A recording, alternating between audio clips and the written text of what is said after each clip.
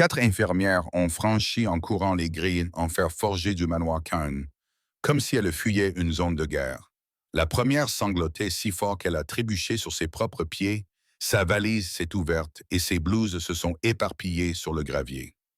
La deuxième marchait en silence, les yeux vides et creux, comme si elle venait d'être témoin d'un événement qui lui avait brisé le cœur.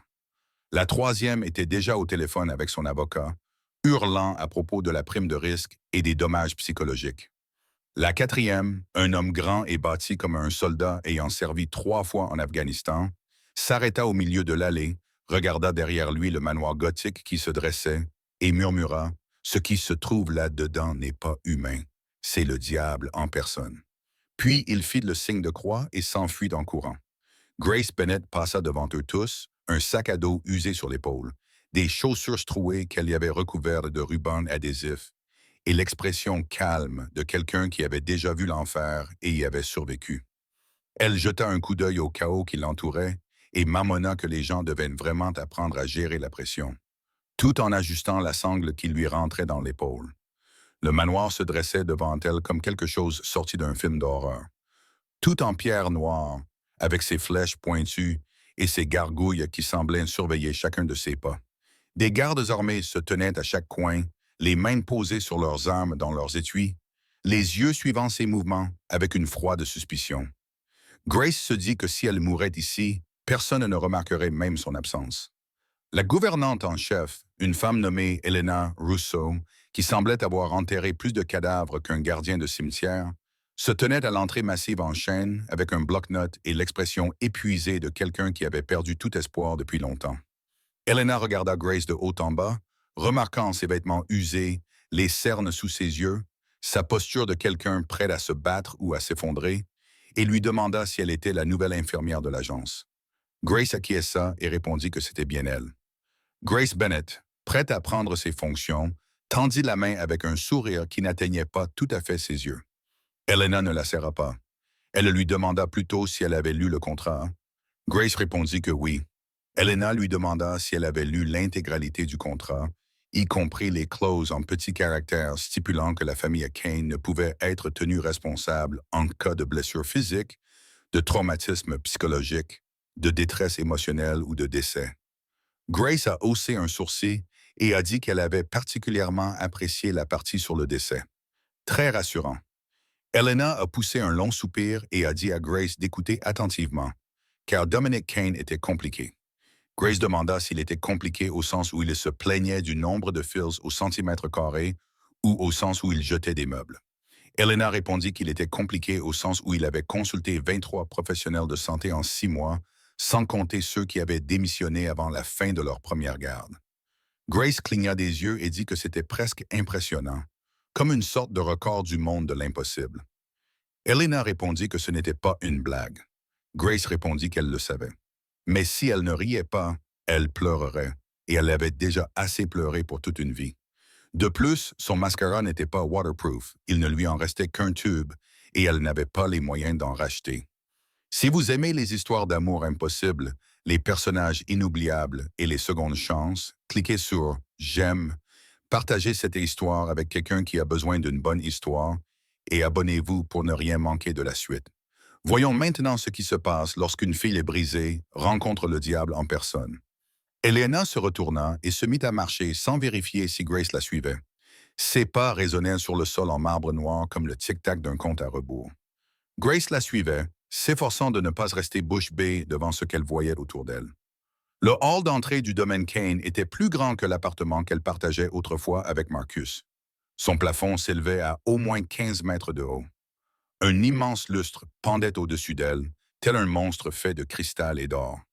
D'énormes peintures à l'huile ornaient les murs, chacune représentant un homme au regard glacial et à l'expression qui semblait juger chacun de ses pas.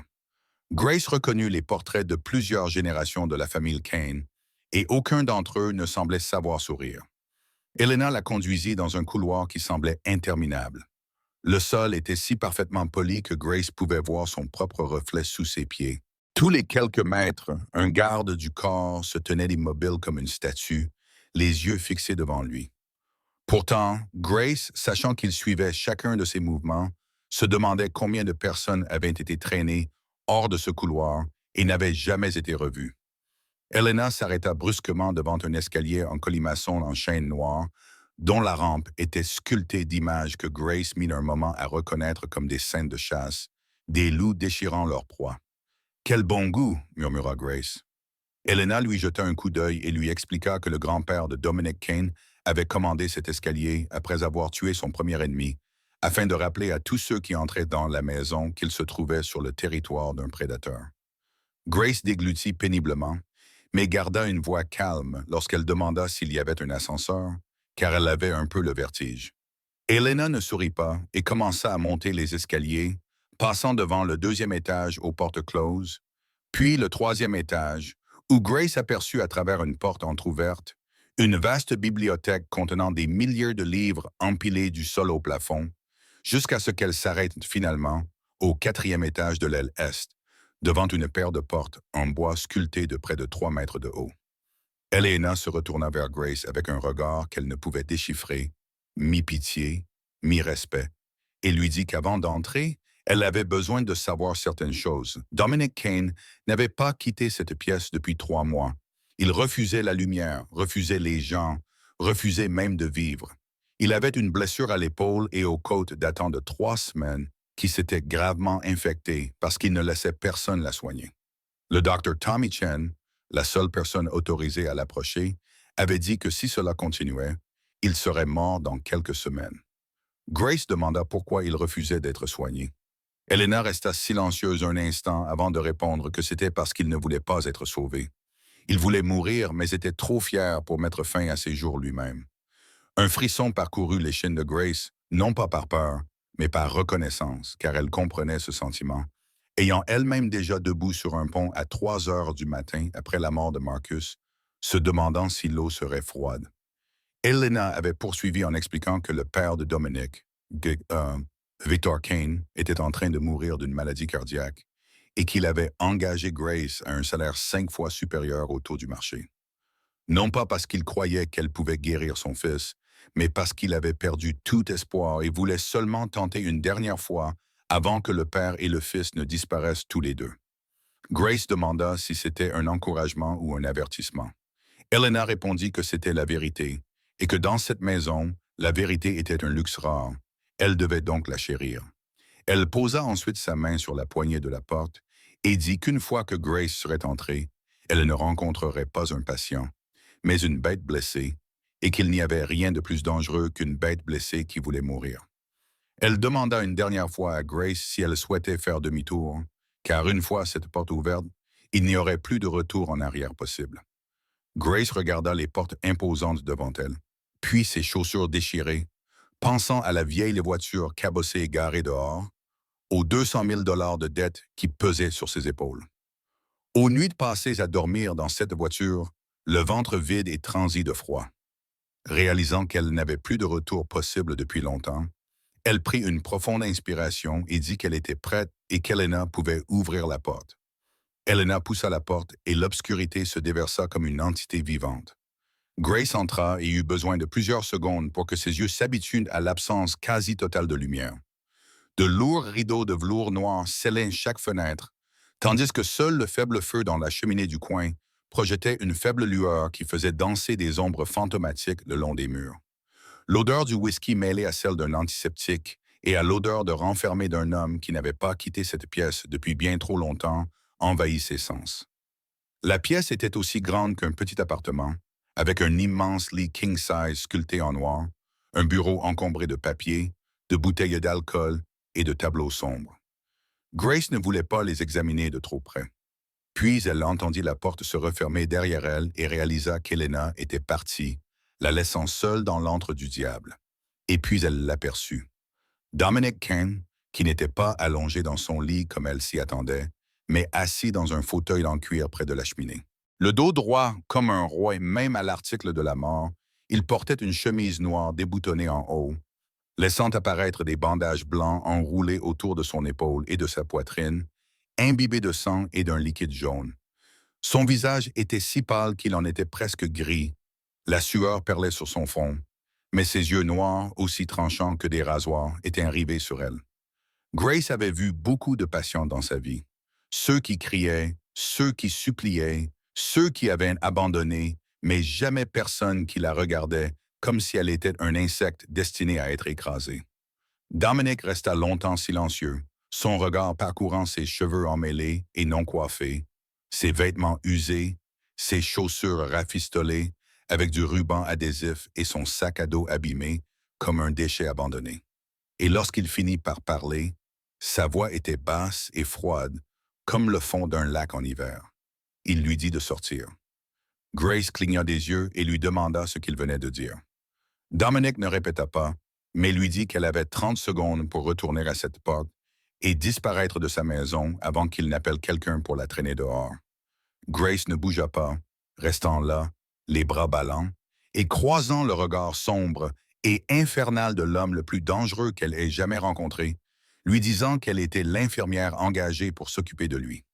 Dominic eut un rire sans humour, sec et vide, disant qu'il n'avait pas besoin d'infirmière, ni de médecin, ni de qui que ce soit, et surtout pas d'une fille qui semblait sortir tout droit d'un refuge.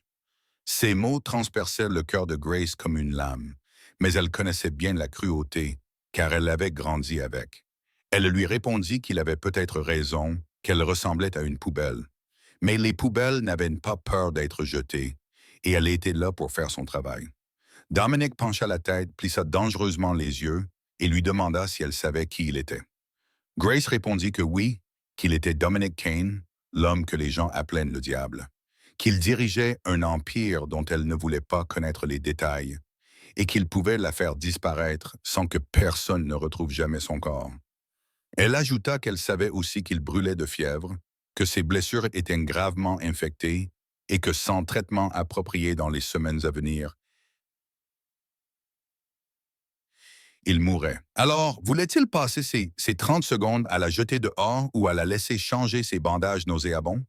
Dominic se leva de sa chaise et Grace réalisa qu'il était plus grand qu'elle ne l'avait imaginé, au moins 1,5 m aux épaules larges, le physique d'un homme qui avait autrefois été très fort avant que la maladie ne le détruise, s'avançant vers elle avec chaque mouvement rayonnant de menace, même s'il luttait clairement contre la douleur qui lui déchirait l'épaule droite, s'arrêtant juste devant elle, assez près pour que Grace sente la chaleur anormale de son corps fiévreux, murmurant qu'il avait tué des gens pour des offenses bien moins graves que celles d'oser lui répondre.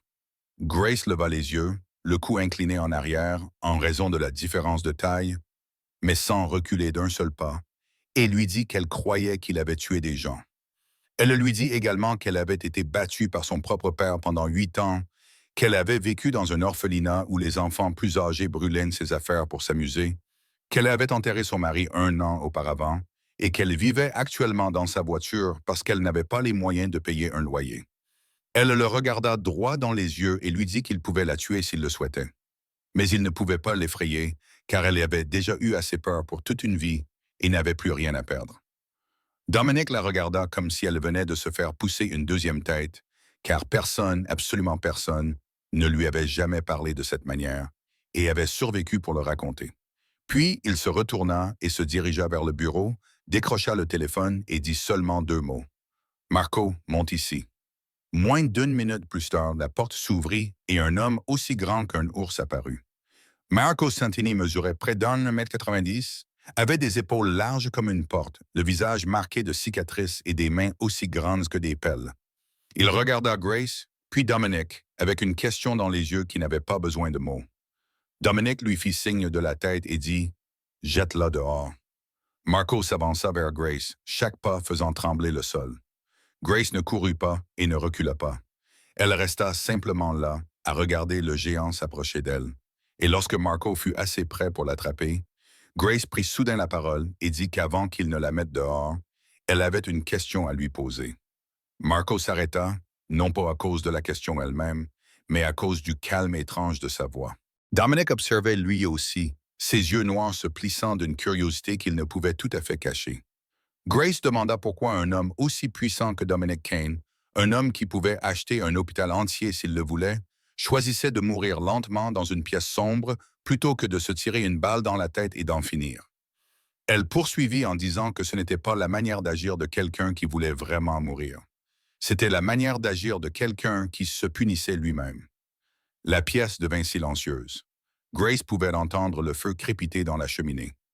Marco était figé, jetant un coup d'œil à son patron, attendant ses ordres.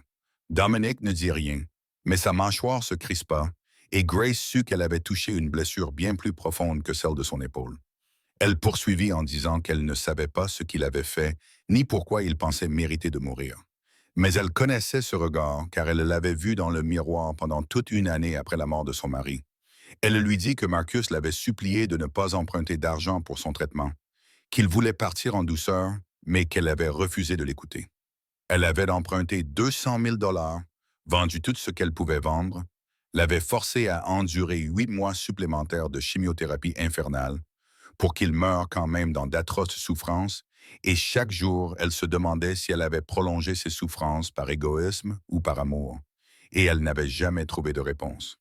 Grace regarda Dominic droit dans les yeux et lui dit qu'une semaine après les funérailles, elle s'était tenue sur le pont de Brooklyn à 3 heures du matin, avait regardé l'eau noire en contrebas et s'était demandé si elle était froide, qu'elle n'avait pas sauté, non pas parce qu'elle voulait vivre, mais parce qu'elle devait encore de l'argent et ne voulait pas que cette dette devienne le fardeau de quelqu'un d'autre. Elle dit qu'elle comprenait le désir de mourir et qu'elle comprenait aussi l'incapacité de mourir. Marco la regardait désormais d'un tout autre œil, non plus comme un bourreau observant sa proie, mais comme un homme voyant quelque chose qu'il ne s'attendait pas à voir.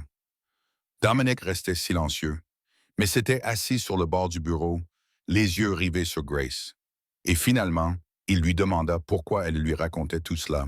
Grace répondit qu'elle voulait qu'il sache qu'elle n'était pas une infirmière naïve venue ici dans l'espoir de sauver quelqu'un, qu'elle était venue parce qu'elle avait besoin d'argent et parce qu'elle n'avait nulle part où aller, qu'elle n'avait pas peur qu'il la tue parce que, honnêtement, il y avait des jours où elle souhaitait que quelqu'un le fasse pour elle, mais qu'elle continuerait à faire son travail parce que c'était la seule chose qu'elle savait faire désormais. Dominic la fixa longuement. Grace commença à se demander s'il avait l'intention de rester figé ainsi pour toujours.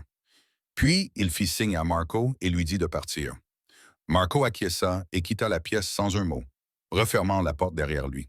Dominic se leva et marcha lentement vers Grace, chaque pas rayonnant de la douleur qu'il essayait de dissimuler, s'arrêtant à un bras de distance et disant « une semaine ». Grace lui demanda ce qu'il voulait dire. Dominic répondit qu'elle avait une semaine pour prouver qu'elle n'était pas une nuisance, que si, pendant cette semaine, elle le dérangeait, lui posait des questions stupides, essayait de lui faire la leçon sur la moralité ou, pire encore, lui témoignait de la pitié, elle serait renvoyée plus vite que tous ceux qui l'avaient précédée. Grace demanda ce qui se passerait si elle réussissait à tenir toute la semaine. Dominic pencha la tête et répondit « Personne n'y était jamais parvenu, donc il n'y avait pas réfléchi. » Grace tendit la main et dit « Alors, marché conclu. » Dominic regarda sa main comme si c'était un serpent venimeux, mais finit par la prendre. Sa main était 2 fois plus grande que la sienne, brûlante de fièvre et tremblant légèrement d'une manière que personne d'ordinaire n'aurait remarqué. Mais Grace n'était pas ordinaire, et elle le remarqua, et elle comprit que le diable que tout le monde craignait n'était en réalité qu'un homme qui souffrait tellement qu'il ne pouvait plus le supporter, utilisant la cruauté comme une armure pour que personne ne puisse jamais voir cette souffrance. Le lendemain matin, Grace fut réveillée à 5 heures par des coups frappés à la porte de la petite chambre qu'Helena lui avait réservée au bout du couloir du 4e étage. Elle ouvrit la porte et trouva Marco debout devant elle, tenant une épaisse enveloppe. Il la lui tendit sans un mot et s'éloigna, ses pas lourds résonnant dans le couloir silencieux. Grace ouvrit l'enveloppe et en sortit une pile de papier d'au moins 15 pages. En haut de la première page figurait un titre imprimé en gras. Règles pour le personnel médical affecté à Dominic Kane. Elle s'assit sur le bord du lit et commença à lire. La règle numéro 1 stipulait que les lumières ne devaient pas être allumées, sauf autorisation expresse, et que la lumière naturelle était également interdite. Par conséquent, les rideaux ne devaient en aucun cas être touchés. La règle numéro 2 stipulait qu'elle ne devait pas parler à moins d'être directement interpellée et que ses réponses devaient être brèves et ne pas dépasser 10 mots. La règle numéro 3 stipulait qu'elle ne devait pas établir un contact visuel direct pendant plus de 3 secondes. La règle numéro 4 stipulait qu'elle ne devait pas toucher le patient, sans avoir d'abord clairement indiqué ce qu'elle comptait faire et obtenu son consentement verbal. La règle numéro 5 stipulait que les médicaments devaient être placés sur la table à côté du lit, à une distance exacte de 90 cm de la tête du lit, avec l'étiquette tournée vers l'extérieur et un angle de 45 degrés par rapport au bord de la table. Grace s'arrêta à cette règle et se demanda s'il avait réellement mesuré l'angle avec un rapporteur. Elle continua à lire. La règle numéro 6 stipulait que l'eau devait être servie à une température exacte de 18 degrés sans aucune déviation. La règle numéro 7 stipulait qu'aucun téléphone portable n'était autorisé dans la chambre. La règle numéro 8 stipulait que les vêtements blancs étaient interdits car trop voyants. La règle numéro 9 stipulait que les vêtements rouges étaient interdits pour des raisons personnelles. La règle numéro 10 stipulait qu'aucun parfum ou cosmétique parfumé n'était autorisé. La liste se poursuivait avec les règles 11, 12, 13, jusqu'à la règle numéro 37 qui stipulait qu'il ne fallait pas respirer trop bruyamment lorsqu'on se trouvait dans un rayon de 2 mètres. Grace finit de lire et resta immobile pendant un long moment. Puis elle rit. Un son rauque et sec emplit la petite pièce, et elle se dit « Très bien, le jeu commence ». À 6 heures du matin, Grace se présenta à la porte de Dominic, portant un plateau de médicaments et vêtue d'une tenue gris clair, car la liste n'interdisait pas le gris. Elle frappa 3 fois, comme l'exigeait la règle numéro 23, et attendit. Une voix à l'intérieur lui donna la permission d'entrer. Elle poussa la porte avec son épaule, car la règle numéro 19 stipulait que la main gauche ne devait pas être utilisée pour ouvrir les portes. La pièce était encore plongée dans l'obscurité totale, mais cette fois-ci, elle était préparée et ne trébucha sur rien. Dominic était assis dans son fauteuil en cuir habituel près de la cheminée, les yeux rivés sur elle comme un faucon observant sa proie. Grace s'approcha de la table à côté du lit et posa le plateau. Elle sortit un mètre ruban de sa poche et mesura exactement 90 cm à partir de la tête du lit, ajustant le plateau en conséquence. Puis elle sortit un rapporteur qu'elle avait emprunté à Helena et le plaça à côté de la boîte de médicaments, tournant l'étiquette jusqu'à ce qu'elle atteigne précisément 45 degrés. Elle se redressa et dit avec le plus grand sérieux que les médicaments avaient été placés conformément aux spécifications, monsieur, et demanda si elle devait apporter un appareil d'alignement laser la prochaine fois pour plus de précision. Dominic ne dit rien, mais un sourcil se leva légèrement. Grace poursuivit en disant qu'elle avait également vérifié la température de l'eau à l'aide d'un thermomètre calibré et qu'elle était exactement de 18 degrés comme demandé. Cependant, elle se sentit obligée de l'avertir que dans les 3 minutes, la température baisserait d'environ 0,5 degrés en raison de la température ambiante de la pièce. Donc, s'il souhaitait la boire à exactement 18 degrés, il disposait d'environ 180 secondes à partir de maintenant. Dominic ne dit toujours rien, mais elle aurait juré avoir vu le coin de sa bouche trembler. Elle ajouta qu'elle avait également remarqué que la règle numéro 2 stipulait qu'elle ne devait pas prononcer plus de 10 mots, mais ne précisait pas s'il s'agissait de 10 mots par phrase ou de 10 mots par jour. Pour l'instant, elle interprétait donc cette règle comme signifiant 10 mots par phrase et comptait soigneusement à partir de maintenant. Dominic finit par prendre la parole et lui demanda si elle se moquait de lui. Grace répondit qu'elle n'oserait jamais et qu'elle ne faisait que suivre les règles qu'il avait lui-même établies avec une précision rigoureuse, car il avait clairement consacré beaucoup de temps et d'efforts à créer une liste aussi impressionnante et détaillée. Elle ajouta qu'elle était particulièrement impressionnée par la règle numéro 32 concernant le fait de ne pas tousser plus de 2 fois consécutives, qui démontrait une attention admirable aux détails. Dominic se leva de sa chaise et marcha vers elle. Chaque pas était délibéré, comme une panthère s'approchant de sa proie. Il s'arrêta juste devant elle et la regarda avec des yeux qu'elle ne pouvait déchiffrer. Il lui dit que 23 personnes avant elle s'étaient enfuies, avaient pleuré ou supplié après avoir lu cette liste. Grace leva les yeux vers lui et répondit que ces 23 personnes n'avaient manifestement jamais eu à lire le règlement de l'hôpital public où elle travaillait autrefois, car comparé à ces règles, sa liste ressemblait à un manuel d'instruction pour la maternelle. Elle ajouta qu'elle aimerait également souligner une petite faille dans la règle numéro 15, qui stipulait qu'aucun aliment n'était autorisé dans la chambre, mais qui ne définissait pas ce qui constituait un aliment. Par conséquent, techniquement, elle pouvait apporter une pomme, car une pomme était un fruit et non un aliment selon certaines définitions. Dominic la fixa en silence pendant quelques secondes, puis fit quelque chose que Marco dira plus tard ne pas avoir vu depuis 3 ans. Il y eut un petit rire sec, ni chaleureux ni amical, mais aigu et mécanique, comme une machine rouillée qui lutte pour se souvenir de son fonctionnement. Il dit, « Très bien, petite infirmière. Si elle voulait jouer à ce jeu, alors il jouerait. » Et il était curieux de voir combien de temps elle continuerait à sourire.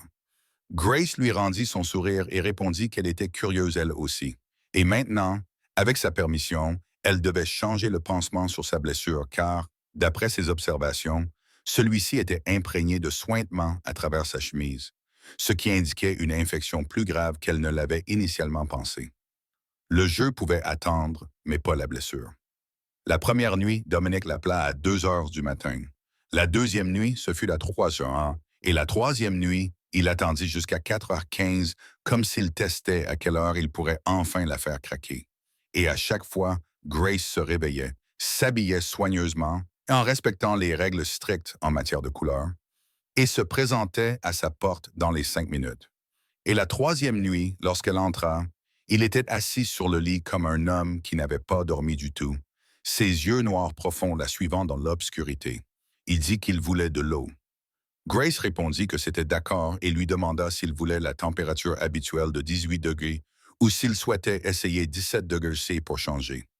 Dominic ignora la question et dit qu'il voulait également des analgésiques. Grace acquiesça et alla les préparer. Elle revint avec un plateau en argent sur lequel se trouvait un verre d'eau à la température exacte et les médicaments parfaitement disposés selon les spécifications absurdes qu'il avait exigées. Elle posa le plateau sur la table à côté du lit et mesura la distance de 95 cm comme d'habitude. Alors qu'elle se redressait, Dominic balaya le plateau d'un geste de la main et le fit tomber par terre, le métal résonnant bruyamment contre le bois dans le silence de la nuit. L'eau se répandit sur le sol et les comprimés se dispersèrent partout.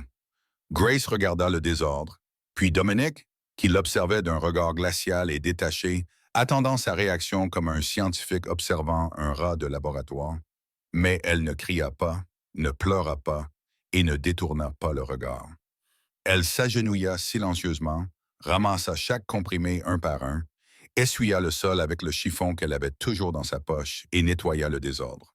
Lorsqu'elle eut terminé, elle dit calmement qu'elle reviendrait avec un nouveau plateau. Elle partit et revint 10 minutes plus tard avec de l'eau fraîche et des médicaments. Elle posa le plateau, mesura la distance, ajusta l'angle de l'étiquette, et Dominic le renversa à nouveau. Grace a nettoyé sans dire un mot. Il a fait la même chose une troisième fois, puis une quatrième, et la cinquième fois, alors que Grace se penchait pour ramasser les comprimés éparpillés sur le sol, elle s'est arrêtée et a dit sans lever les yeux que son père avait l'habitude de jeter les assiettes contre le mur tous les soirs quand il était ivre, et qu'elle devait ramasser chaque éclat, chaque grain de riz, chaque morceau de nourriture, tandis qu'il restait là à proférer des insultes. Elle a fait cela pendant 8 ans, jusqu'à ce que ses mains durcissent à force de casser de la porcelaine et que son cœur s'endurcisse à force d'entendre ces mots. Puis elle a levé les yeux vers Dominic et lui a dit qu'il pouvait jeter ce plateau 100 fois, elle le ramasserait 100 fois, car c'était de son travail et qu'elle avait fait bien pire que ramasser des comprimés à 4 heures du matin. Elle ajouta qu'elle se demandait s'il voulait vraiment qu'elle parte, ou s'il essayait simplement de voir s'il y avait quelqu'un au monde qui aurait assez de patience pour rester avec lui. Dominic ne dit rien, se contentant de la regarder dans l'obscurité avec ses yeux noirs indéchiffrables. Grace se tenait debout, les pilules à la main, et dit qu'elle allait chercher un autre plateau et qu'elle espérait que cette fois-ci, il le laisserait tranquille, car les analgésiques n'étaient pas bon marché et elle détestait le gaspillage. Elle se tourna vers la porte.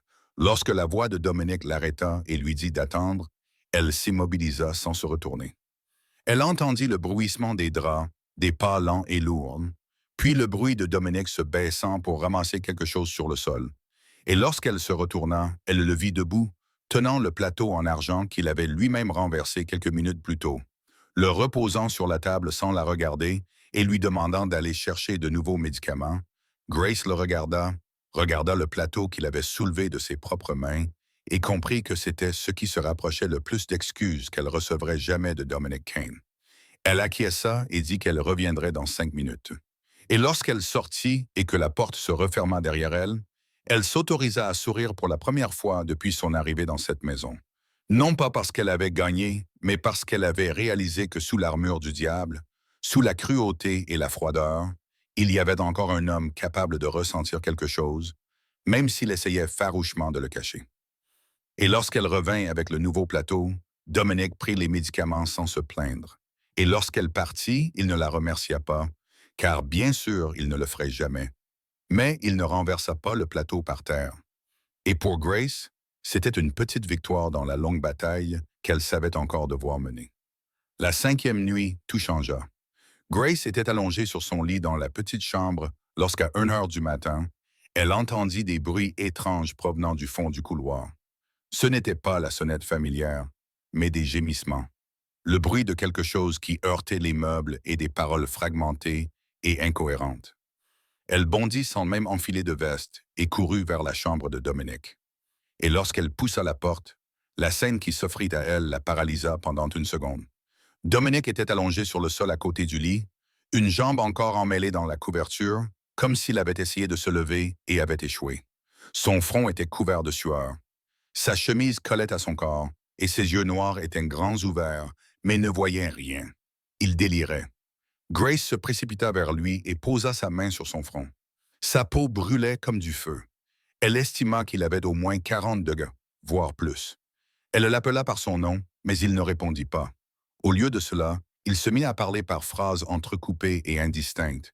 Puis elle entendit un nom répété encore et encore comme une prière désespérée. Luca. Il n'arrêtait pas d'appeler Luca. Sa voix tremblait d'une douleur si vive que Grace avait l'impression que son cœur était brisé. Il disait qu'il était désolé, Luca. Il était désolé. Ne pars pas, s'il te plaît. Ne me quitte pas, s'il te plaît. Grace ne savait pas qui était Luca, mais elle connaissait ce son. Elle connaissait le son d'un cœur brisé, car elle-même avait émis ce son lorsque Marcus avait rendu son dernier souffle dans ses bras. Elle n'avait pas le temps de réfléchir. Elle courut à la salle de bain, attrapa des serviettes mouillées et commença à lui rafraîchir le front et le cou. Elle appela Tommy Chen, le médecin privé de la famille, qui arriva dans les 20 minutes avec sa trousse médicale. Tommy lui administra des médicaments contre la fièvre et des antibiotiques à forte dose. Pendant que Grace changeait les compresses, Tommy dit que la blessure était beaucoup plus gravement infectée qu'il ne l'avait pensé et que si Dominique continuait à refuser un traitement approprié, il ne survivrait pas au mois. Grace lui demanda pourquoi il se détruisait ainsi. Tommy resta silencieux un instant avant de répondre que ce n'était pas à lui de raconter cette histoire, mais qu'elle impliquait Luca, le jeune frère de Dominique, qui était aussi le meilleur ami de Tommy.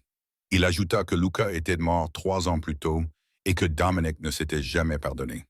Tommy partit à 4 heures du matin, une fois que la fièvre fut tombée à 38 degrés, en demandant à Grace de le surveiller toute la nuit et d'appeler immédiatement si quelque chose changeait. Grace approcha une chaise du lit et s'assit. Dominic restait inconscient, marmonnant parfois des mots qu'elle ne comprenait pas.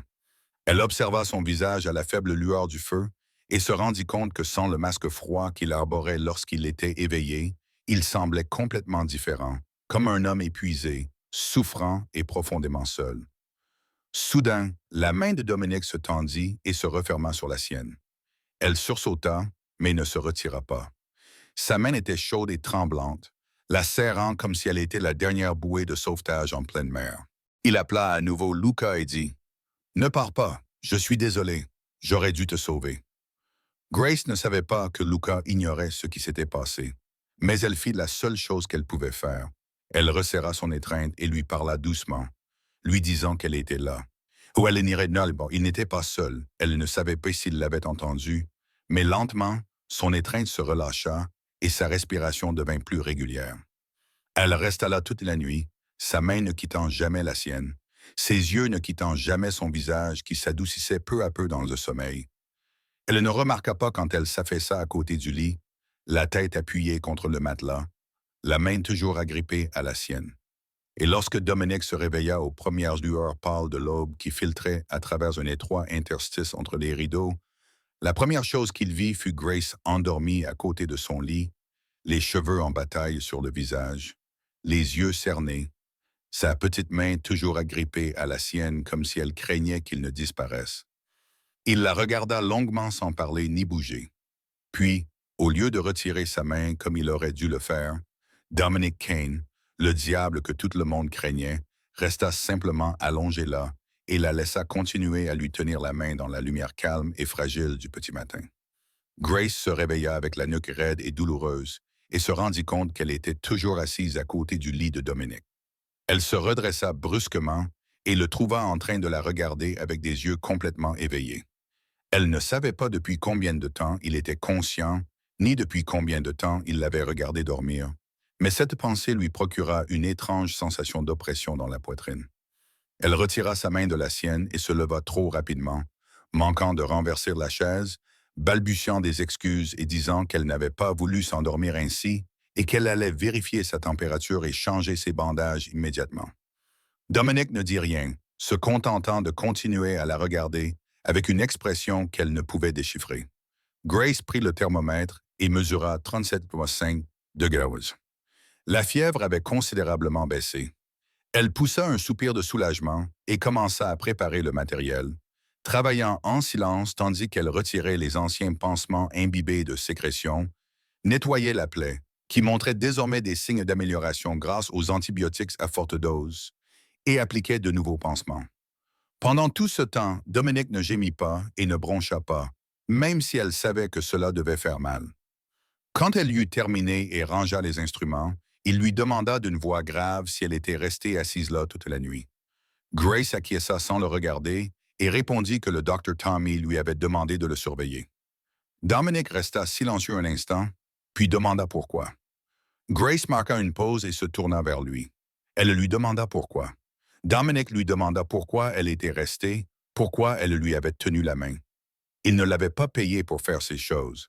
Grace le regarda et dans ses yeux noirs profonds, elle ne vit pas la froideur habituelle, mais une véritable confusion, comme s'il ne comprenait vraiment pas pourquoi quelqu'un ferait quelque chose de gentil pour lui sans arrière-pensée. Elle répondit qu'il avait appelé quelqu'un dans son délire et qu'elle ne pouvait pas partir alors que quelqu'un souffrait autant. Dominic détourna le visage vers la fenêtre, toujours masqué par de lourds rideaux, et le silence s'installa entre eux. Puis il dit « Luca ». Grace demanda gentiment qui était Luca. Dominic ne la regardait toujours pas lorsqu'il répondit que Luca était son petit frère. Elle attendit, sans insister, sans le forcer, simplement debout, attendant comme elle l'avait attendu au chevet de Marcus pendant 8 longs mois. Dominic finit par ajouter que Luca était mort et que c'était de sa faute. Sa voix ne tremblait pas et ne se brisa pas. Elle était plate comme la surface d'un lac gelé, cachant un océan de douleur en dessous. Grace ne lui offrit pas de vaines paroles de réconfort telles que « ce n'est pas ta faute » ou « tout ira bien ». Au lieu de cela, elle s'assit sur la chaise à côté du lit et dit que son mari s'appelait Marcus. Dominic se tourna vers elle, plissant légèrement les yeux. Grace a continué, d'une voix douce mais ferme, en disant qu'il connaissait déjà les faits de son histoire concernant la dette et la chimiothérapie, mais que les faits n'étaient pas les mêmes que les sentiments. Elle a baissé les yeux vers ses mains et a avoué que Marcus lui avait pardonné avant de rendre son dernier souffle. Mais elle n'avait jamais pu se pardonner. Elle lui a dit que garder quelqu'un en vie alors qu'il voulait partir n'était pas un acte héroïque. C'était un acte de désespoir égoïste. Et elle vivait avec ce fantôme chaque jour. Elle leva les yeux vers Dominic et dit qu'elle ne connaissait pas les détails de ce qui était arrivé à Luca. Mais elle savait exactement ce que l'on ressentait en se regardant dans le miroir et en voyant un meurtrier vous fixer du regard. Elle savait ce que c'était que de rester éveillée chaque nuit à se demander si elle avait fait le bon choix ou si elle avait égoïstement prolongé les souffrances de la personne qu'elle aimait. Dominic la regarda, et pour la première fois depuis leur rencontre, elle ne vit ni froideur ni mépris dans son regard.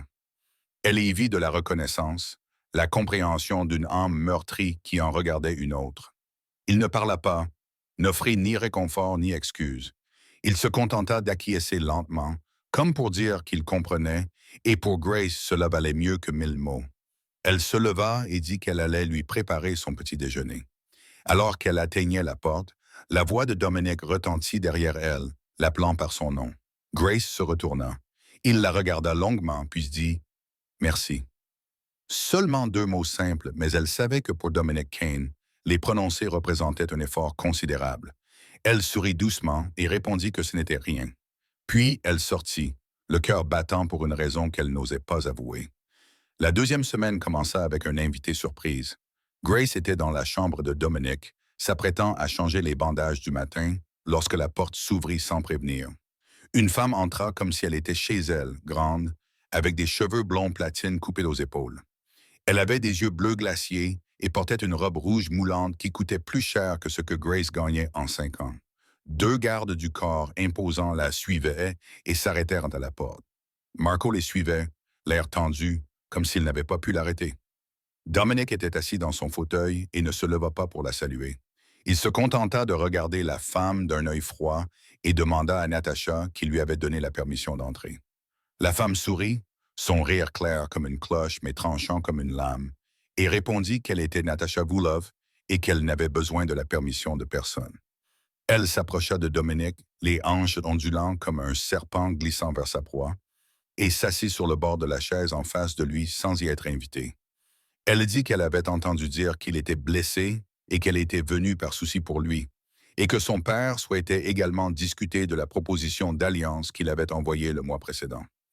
Grace se tenait à côté de la table, sa trousse médicale à la main, ne sachant pas si elle devait rester ou partir. Elle décida alors de continuer son travail et s'approcha de Dominic pour changer les bandages comme prévu. Ce n'est qu'à ce moment-là que Natacha se tourna vers elle, comme si elle venait de remarquer son existence. Ses yeux bleus balayèrent de Grace de la tête aux pieds, observant avec un mépris non dissimulé ses cheveux attachés à la hâte, son uniforme d'infirmière sans élégance et ses chaussures usées. Natacha demanda à Dominic ce que c'était, d'un ton qu'on aurait utilisé pour signaler une tache sur un tapis. Dominic ne répondit pas, se contentant de regarder Natacha avec une expression indéchiffrable. Grace répondit calmement à sa place qu'elle était l'infirmière de M. Kane et qu'elle faisait son travail. Donc, si Mme Vulov n'y voyait pas d'inconvénient, elle devait changer les bandages du patient. Natacha ricana et dit « Oh, elle parle ». Puis elle se tourna vers Dominic et lui demanda depuis quand il autorisait les domestiques à parler en présence d'invités. Grace sentit le rouge lui monter aux joues, mais elle se retint et continua à ouvrir sa trousse, déclarant d'un ton neutre qu'elle était du personnel médical, pas une domestique, et qu'elle s'occupait d'un patient souffrant d'une infection grave. Donc les discussions sur les alliances ou tout autre sujet pouvaient attendre qu'elle ait terminé.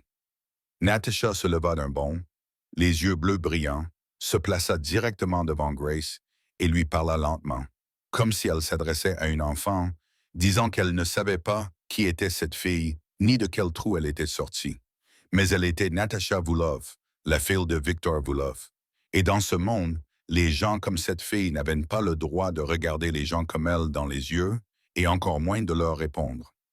Grace ne recula pas. Elle soutint le regard bleu glacial et répondit qu'elle savait exactement qui était Natacha. Tout le monde dans le milieu connaissait la famille Volkov, mais dans cette pièce, elle était responsable de la santé des patients.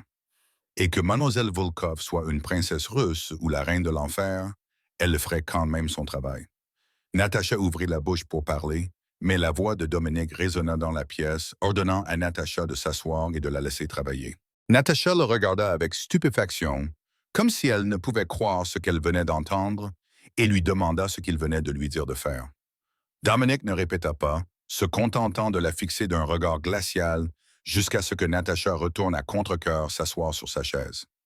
Grace procéda au changement des bandages de Dominic, les mains fermes, même si son cœur battait à tout rompre. Elle sentait le regard de Natacha brûler son dos pendant tout ce temps.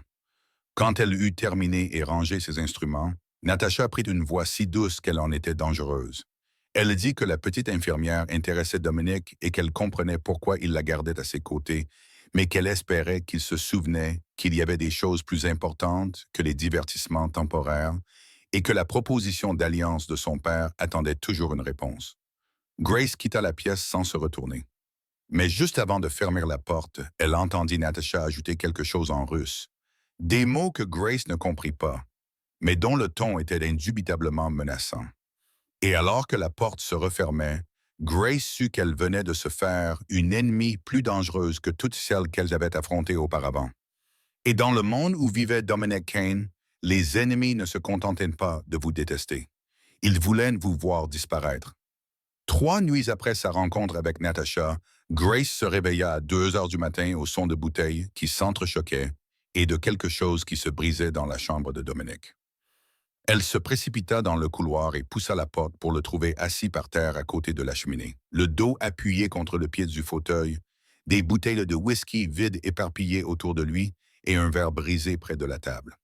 La lumière du feu illuminait son visage. Ses yeux noirs étaient injectés de sang et creux, comme s'il fixait le néant. Grace entra et s'assit à côté de lui sans poser de questions ni porter de jugement, se contentant de rester assise en silence. Un long moment s'écoula avant que Dominic ne finisse par parler. Sa voix était rauque et épaisse à cause de l'alcool, et il dit que c'était aujourd'hui l'anniversaire de Luca, qui aurait eu 31 ans s'il était encore en vie. Grace ne dit rien et écouta.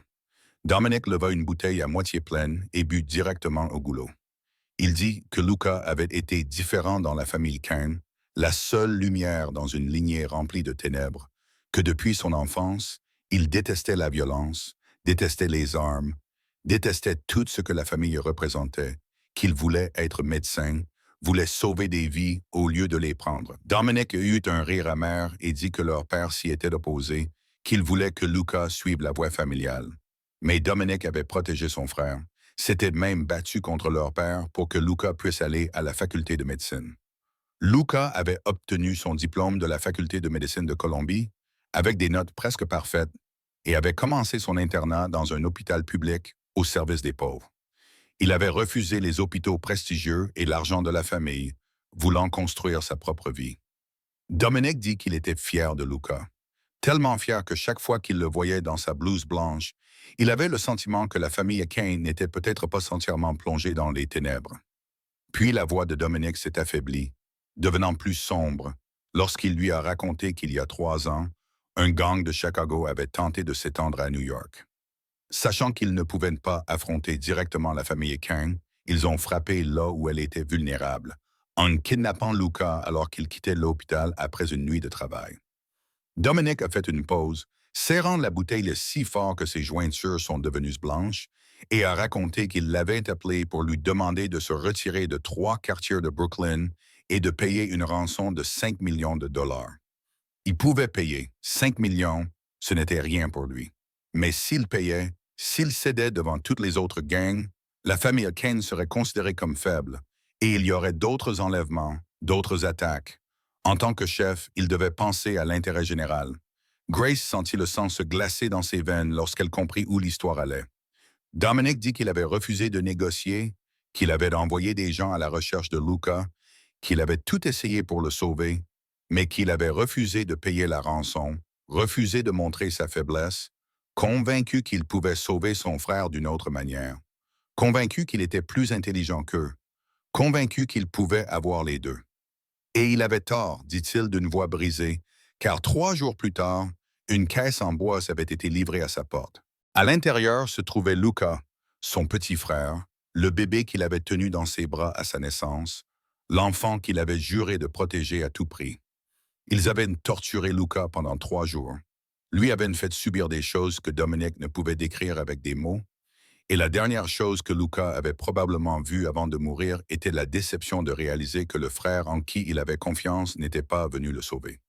Dominic jeta la bouteille de whisky dans la cheminée, le verre se brisant dans les flammes rugissantes, et dit d'une voix étranglée par la douleur qu'il avait tué son frère, que lui et son arrogance, lui et le maudit honneur de la famille Kane l'avaient qu'il aurait pu payer, aurait pu céder, aurait pu faire n'importe quoi, et Luca serait encore en vie.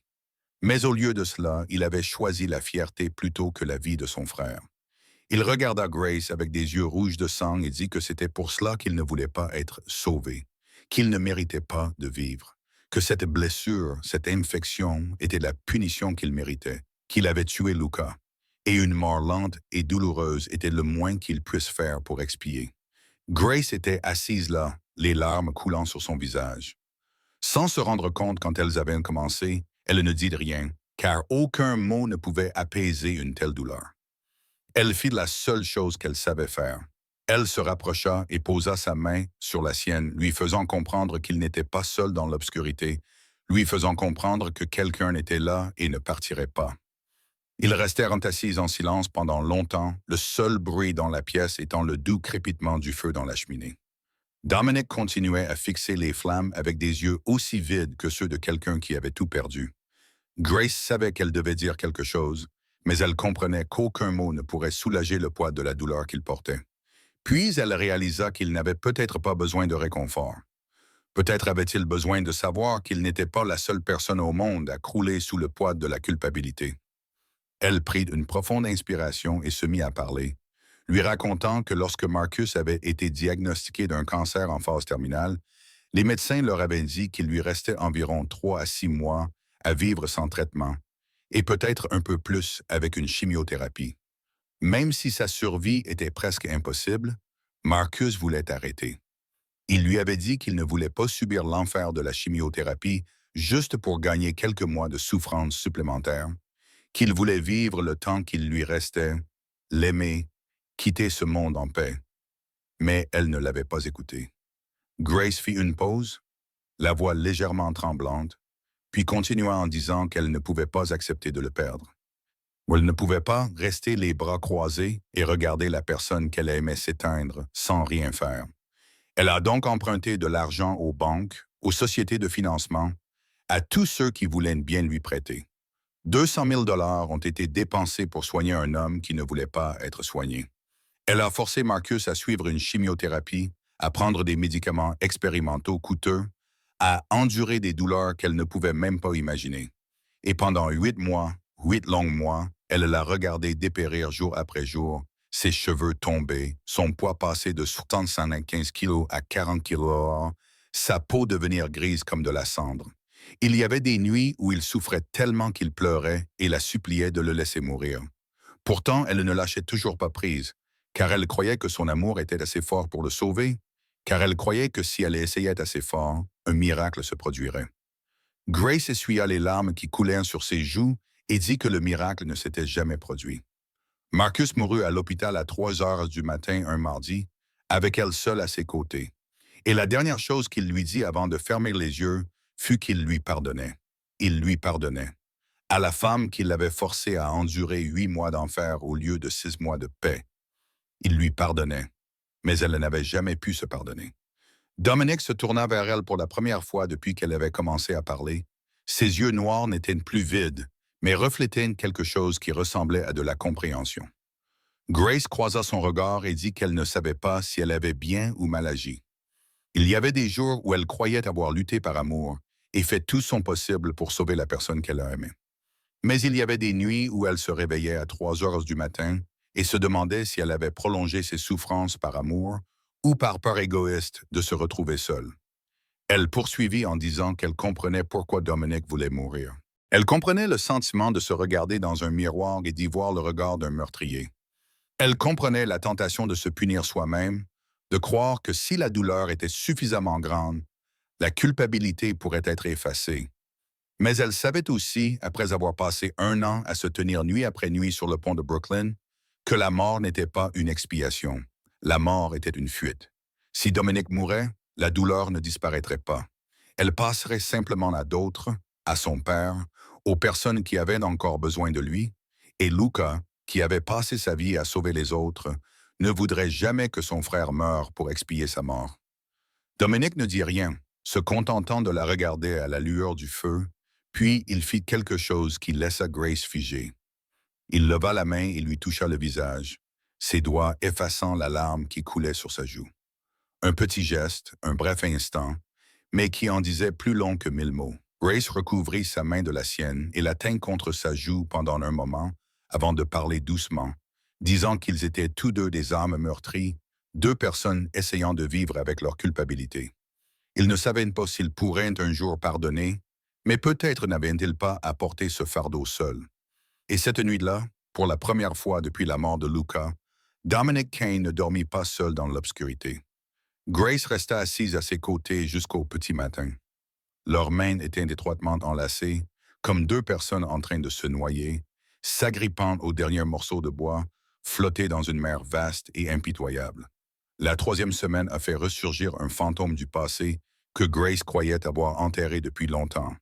Elle traversait le grand foyer après avoir récupéré des médicaments au cabinet du docteur Tommy quand Elena l'a arrêtée avec une expression étrange et lui a dit qu'une femme à l'entrée demandait à la voir, prétendant être sa mère.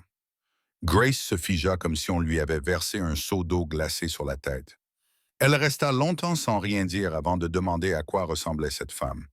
Elena la décrivit comme une personne âgée de près de 60 ans, au teint terne, aux cheveux teints en blond, vêtue de vêtements bon marché, essayant sans succès de paraître élégante, et portant les signes indéniables de l'alcoolisme. Grace ferma les yeux et poussa un long soupir, demandant à Elena d'amener la femme dans le petit salon et lui disant qu'elle descendait immédiatement. Lorsque Grace entra dans le salon, Sarah Bennett se tenait au centre, examinant avidement les tableaux coûteux accrochés au mur. La femme se retourna au bruit de la porte et un sourire illumina son visage. Grace se souvenait trop bien du sourire qu'elle arborait chaque fois qu'elle voulait quelque chose.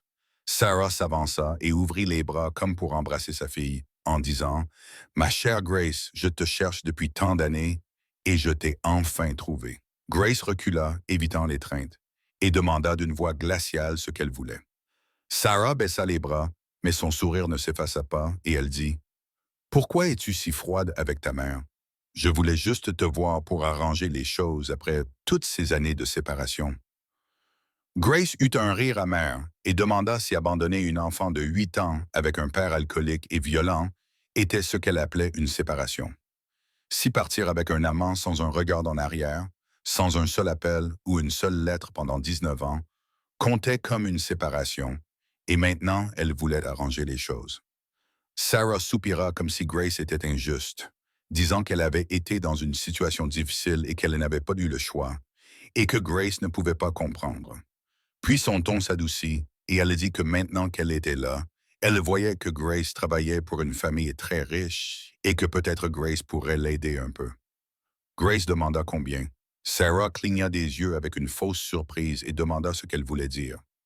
Grace dit « Dis-moi combien d'argent tu veux. Dites-le clairement.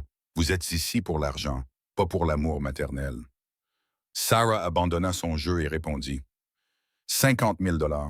Elle avait des dettes auprès de personnes dangereuses à cause du jeu et avait besoin de cet argent de toute urgence. » Grace rit d'un rire creux et répondit qu'elle-même avait 200 000 $ de dettes et vivait avec son salaire d'infirmière, qu'elle n'avait pas 50 000 $ à lui donner. Sarah plissa les yeux et haussa le ton. « Peut-être pas, mais votre employeur en a. Et il se trouve qu'elle sait que certains journalistes seraient très intéressés par l'histoire d'une pauvre infirmière vivant dans le manoir du plus célèbre parrain de la mafia de New York. » Elle ajouta qu'elle se demandait ce que la presse écrirait sur la relation entre Grace et Dominic Kane. Grace sentit le rouge lui monter aux joues alors qu'elle s'approchait et demandait d'une voix tremblante si Sarah la menaçait. Sarah sourit et répondit que ce n'était pas une menace, mais simplement une proposition. 50 000 $ et elle disparaîtrait à jamais de la vie de Grace. Soudain, une voix grave et glaciale retentit depuis l'embrasure de la porte, demandant qui menaçait qui ici. Grace et Sarah se retournèrent toutes les deux pour voir Dominic debout sur le seuil, appuyé contre le cadre de la porte, l'air calme, tandis que ses yeux noirs brillaient d'une lueur dangereuse. Grace avait appris à reconnaître, il entra dans la pièce, chaque mouvement lent et délibéré, comme une panthère s'avançant sur sa proie, s'arrêtant devant Sarah et la regardant avec une telle froideur que l'air lui-même semblait se figer. Il dit qu'il était Dominic Kane et qu'il l'avait entendu mentionner la vente d'informations à la presse, penchant la tête et lui demandant si elle savait ce qui arrivait aux gens qui menaçaient sa famille. Sarah pâlit et balbutia que Grace n'était pas sa famille. Dominic jeta un bref coup d'œil à Grace avant de reporter son regard sur Sarah et de lui dire qu'elle était dans sa maison sous sa protection, ce qui faisait d'elle sa propriété, et que quiconque menaçait ce qui lui appartenait subirait des conséquences inimaginables. Il s'approcha et lui dit calmement qu'elle avait 30 secondes pour partir, et que s'il entendait son nom associé à Grace ou à un journal, il ferait en sorte que les personnes à qui elle devait de l'argent la trouvent avant lui. Sarah n'avait pas besoin d'en entendre davantage. Elle se retourna et s'enfuit de la pièce, le bruit de ses talons résonnant dans le couloir jusqu'à ce qu'il s'estompe. Lorsque la porte se referma, Grace resta là, incapable de parler. Elle voulait remercier Dominic, mais sa gorge était nouée. Toutes les émotions qu'elle avait enfouies pendant des années remontaient en d'un coup. La douleur d'une enfant abandonnée par sa mère, la fureur d'une jeune femme contrainte de survivre seule, la honte de voir sa mère réduite à l'état de maître chanteuse. Elle se détourna pour que Dominic ne la voie pas pleurer, mais il était trop tard. Les larmes coulaient sur ses joues et elle ne pouvait les retenir. Elle murmura des excuses et tenta de partir, mais Dominic lui saisit le poignet et l'arrêta. Il ne dit rien, ne lui offrit aucun réconfort creux. Il resta simplement là, tenant son poignet pour qu'elle sache qu'elle n'était pas seule.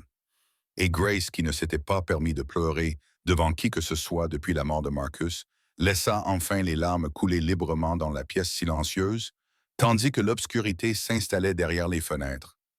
Dominic ramena Grace dans la petite pièce au bout du couloir du 4e étage, sans dire un mot, se contentant de poser légèrement une main sur son dos et de la guider pas à pas, comme s'il craignait qu'elle ne tombe. Lorsqu'ils entrèrent dans la pièce, Grace s'assit sur le bord du lit et baissa la tête, les épaules tremblantes sous les sanglots qu'elle essayait désespérément de contenir. Dominic s'attarda un instant près de la porte, comme s'il ne savait pas quoi faire. Un homme qui régnait sur la côte Est, qui pouvait commander des centaines de personnes d'un simple mot et décider du sort de tout un empire criminel. Pourtant, face à une femme en pleurs, il était complètement impuissant. Il ne savait pas comment réconforter quelqu'un, ne se souvenait pas de la dernière fois où il avait pris un autre être humain dans ses bras. Il n'avait pas de mots doux à prononcer dans des moments comme celui-ci. Et pourtant, il ne pouvait se résoudre à partir. Finalement, il entra dans la chambre et s'assit à côté de Grace, sur le bord du lit.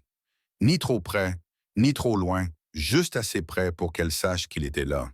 Il ne dit rien, ne la toucha pas, ne lui offrit pas de vaines assurances que tout irait bien. Il resta simplement assis en silence, les mains posées sur les genoux et le regard fixe. Grace pleura longtemps. Ses sanglots étouffés se transformèrent lentement en larmes silencieuses, puis en calme. Elle s'essuya les yeux avec le dos de la main et dit d'une voix rauque qu'elle était désolée de le laisser la voir ainsi.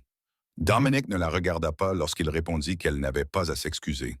Grace laissa échapper un faible rire amer et dit qu'elle n'avait pas vu sa mère depuis 19 ans. 19 ans à se demander où elle était, si elle était en vie, si elle pensait parfois à elle. Des nuits passées, enfant, allongé dans le noir, à écouter son père ivre casser des objets et à prier pour que sa mère revienne la chercher. Mais elle ne l'avait jamais fait. Et maintenant qu'elle était réapparue, ce n'était pas parce qu'elle lui avait manqué, ni parce qu'elle voulait arranger les choses, mais parce qu'elle voulait de l'argent. Dominic resta silencieux. Grace poursuivit en disant que le plus douloureux n'était pas l'abandon, avec lequel elle avait appris à vivre depuis longtemps. Le plus douloureux était de réaliser que pendant 19 ans, elle avait continué à espérer, à garder une petite place dans son cœur, croyant que sa mère avait peut-être une raison, qu'un jour elle reviendrait et lui expliquerait tout. Et aujourd'hui, cette petite place avait été complètement détruite. Elle se tourna vers Dominic et lui demanda si elle avait été stupide et désespérée après toutes ces années. Dominic se tourna enfin vers elle. Ses yeux noirs n'étaient plus froids comme d'habitude, mais reflétaient quelque chose de plus doux, quelque chose que Grace n'osait pas nommer. Il répondit, « Non, elle n'était pas stupide. Elle était humaine et les humains espèrent toujours, même lorsqu'ils savent que l'espoir leur fera du mal. » Il ajouta que chaque matin, il espérait encore se réveiller et voir Luca debout dans l'embrasure de la porte, lui disant que tout cela n'avait été qu'un long cauchemar. Il savait que cela n'arriverait jamais, mais il continuait d'espérer. C'était peut-être cela qui distinguait les humains des monstres. Grace regarda l'homme que le monde appelait le diable. Et pour la première fois, elle le vit clairement. Ce n'était pas un chef mafieux impitoyable, ni un patient difficile qui refusait d'être sauvé, mais un homme solitaire qui essayait de vivre avec une douleur trop grande pour un seul cœur. Elle ne réfléchit pas lorsqu'elle posa sa tête contre son épaule. Elle était simplement fatiguée. Fatiguée d'être forte, fatiguée d'être seule, fatiguée de tout. Et son épaule était là, solide et chaude, même si la fièvre était tombée depuis plusieurs jours. Dominic se raidit un instant lorsqu'il sentit sa tête contre lui.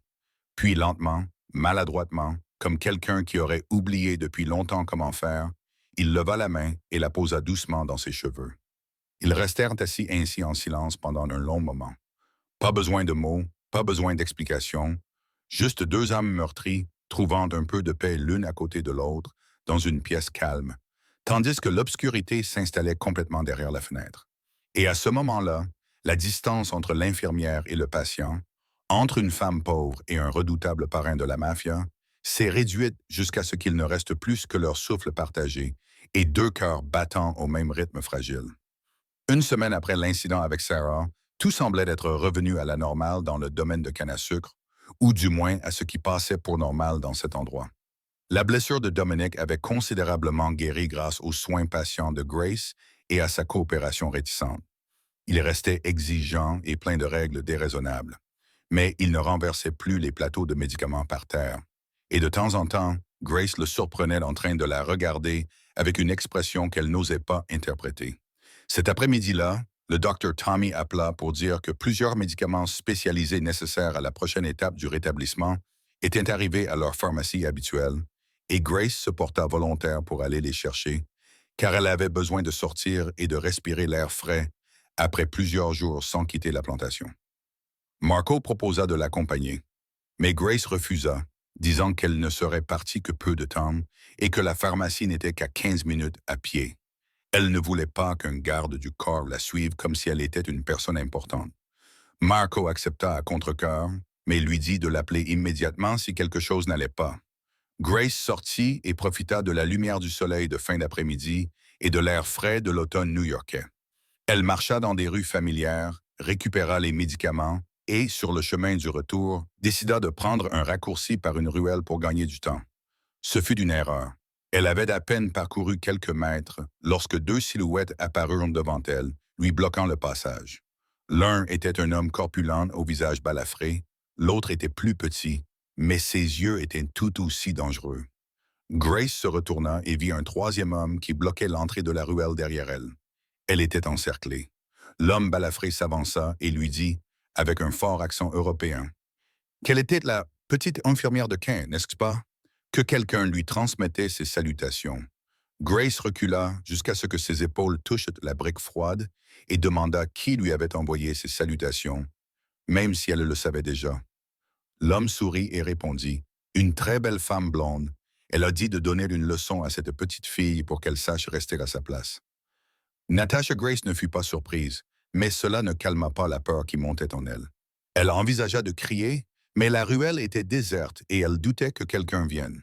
Elle pensa à s'enfuir, mais ils étaient plus rapides et plus nombreux, alors elle fit la seule chose qu'elle pouvait faire. Elle se débattit lorsque l'homme balafré tenta de l'attraper. Grace lui asséna un coup avec le lourd sac de médicaments et lui donna un violent coup de pied entre les jambes. Il se plia en deux et elle tenta de s'enfuir. Ouais, fort, mais le deuxième homme l'attrapa par les cheveux et la tira en arrière. Elle hurla de douleur et se retourna pour lui griffer le visage. Il la frappa au visage, ses oreilles sifflèrent et le goût du sang envahit sa bouche. Elle tomba au sol, mais ne resta pas à terre. Elle attrapa un morceau de verre brisé à proximité et le planta dans la jambe de l'homme qui se penchait vers elle. Il hurla et tituba en arrière. L'homme balafré se redressa, le visage rouge de rage. Il donna un coup de pied à Grace dans le ventre, lui coupant le souffle, et dit que la petite avait du crâne, ce qui ne faisait que lui donner envie de lui donner une leçon qu'elle n'oublierait jamais. Il l'attrapa par les cheveux, lui renversa la tête en arrière et leva le poing. Grace ferma les yeux et attendit le coup, mais il ne vint jamais. Au lieu de cela, elle entendit le bruit d'un os qui se brisait, suivi d'un cri de douleur. Elle ouvrit les yeux et vit Marco debout, une main agrippant le poignet cassé de l'homme balafré, l'autre tenant un élégant pistolet noir pointé sur les deux autres. Marco leur dit d'une voix plus froide que la glace qu'ils avaient 10 secondes pour disparaître avant qu'il ne leur tire une balle dans la tête. Les deux hommes échangèrent un regard et s'enfuirent. Marco relâcha l'homme balafré qui s'effondra au sol, serrant son poignet et gémissant. Marco lui donna un coup de pied au visage, le rendant inconscient, puis se tourna vers Grace, s'accroupit et l'aida doucement à se relever, lui demandant si elle allait bien. Grace acquiesça, même si son visage était enflé et qu'elle avait l'impression que son abdomen était déchiré. Elle murmura « Merci ». Marco la soutint, la portant presque, car ses jambes tremblaient trop pour supporter son poids. Lorsqu'ils arrivèrent au domaine, Dominic se tenait à l'entrée, comme s'il savait déjà que quelque chose s'était passé. Lorsqu'il vit Grace meurtrie et ensanglantée dans les bras de Marco, ses yeux noirs se transformèrent en glace. Il ne cria pas, ne se mit pas en colère et ne montra aucune émotion. Mais son silence était plus terrifiant que n'importe quelle explosion de colère. Il s'avança et prit doucement Grace des bras de Marco, demandant calmement qui avait fait cela. Marco lui raconta ce qu'il savait au sujet des trois hommes et de leurs paroles selon lesquelles une femme blonde lui envoyait ses salutations. Dominic acquiesça lentement, les yeux rivés sur le visage blessé de Grace. Il dit à Marco de l'emmener dans sa chambre et d'appeler Tommy immédiatement. Puis, il se retourna et entra dans son bureau, fermant la porte derrière lui. Grace l'entendit parler au téléphone et, même si elle ne comprenait pas chaque mot, elle reconnut sa voix, calme, posée et suffisamment menaçante pour lui donner des frissons, même si elle savait que sa colère ne lui était pas destinée. Elle l'entendit prononcer un nom, Victor Vuloff, puis dire que sa fille avait porté la main sur quelqu'un qui lui appartenait. Et si cela se reproduisait, l'alliance que Victor souhaitait conclure prendrait fin, tout comme la vie de Natasha. Il ne cria pas et ne proféra pas de menaces dramatiques. Il parlait comme s'il discutait de la météo, et ce calme était la chose la plus effrayante de toutes. Lorsque l'appel prit fin, Dominic quitta son bureau et se rendit directement dans la chambre de Grace, où Tommy examinait ses blessures. Il se tenait dans l'embrasure de la porte et la regardait avec des yeux qu'elle ne pouvait déchiffrer. Et Grace se demanda si elle devait avoir peur de cet homme, ou si elle avait déjà peur depuis longtemps. Mais pas pour les raisons que tout le monde croyait. Le docteur Tommy travailla en silence, recousant la coupure sur le front de Grace et vérifiant si elle avait des côtes cassées. Finalement, il conclut qu'elle avait de graves contusions au visage et à l'abdomen, mais qu'elle n'avait pas de blessure interne et qu'elle se remettrait avec quelques jours de repos. Il laissa des analgésiques et des instructions, puis partit, laissant Dominic et Grace seuls dans la petite pièce.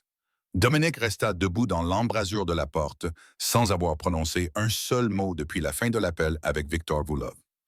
Grace était assise sur le lit, le visage enflé et le corps endolori. Pourtant, son esprit ne cessait de tourner en rond autour de la même question. Elle leva les yeux et demanda à Dominic comment il l'avait appelé plus tôt lorsqu'il avait parlé à sa mère. Dominic ne répondit pas tout de suite, serrant les mâchoires.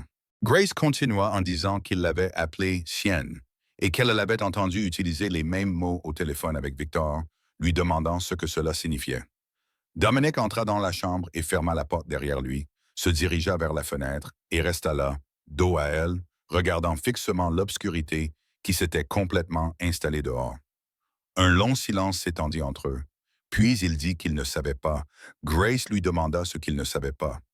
Dominic se retourna vers elle, et pour la première fois depuis leur rencontre, elle le vit comme un homme ordinaire, pas comme un parrain de la mafia, pas comme le diable que les gens craignaient, mais comme un homme véritablement troublé par ses propres émotions. Il dit qu'il ne savait pas pourquoi il avait dit cela, que lorsqu'il avait entendu Marco décrire l'agression, lorsqu'il avait vu son visage meurtri et compris qui en était responsable, il avait ressenti quelque chose qu'il n'avait pas ressenti depuis 3 ans. Il avait ressenti de la colère, pas la rage froide et contrôlée d'un patron dont l'autorité avait été remise en question, mais une fureur brûlante qui lui enflammait la poitrine. Il voulait trouver Natasha et la faire payer de ses propres mains. Il voulait protéger Grace de quiconque oserait la toucher, et les mots « ma personne » lui étaient simplement venus à l'esprit comme s'ils étaient la vérité la plus évidente au monde.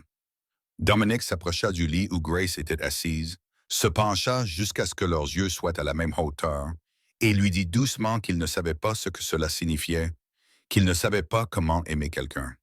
Il ne savait pas s'il était encore capable d'aimer quelqu'un après Luca.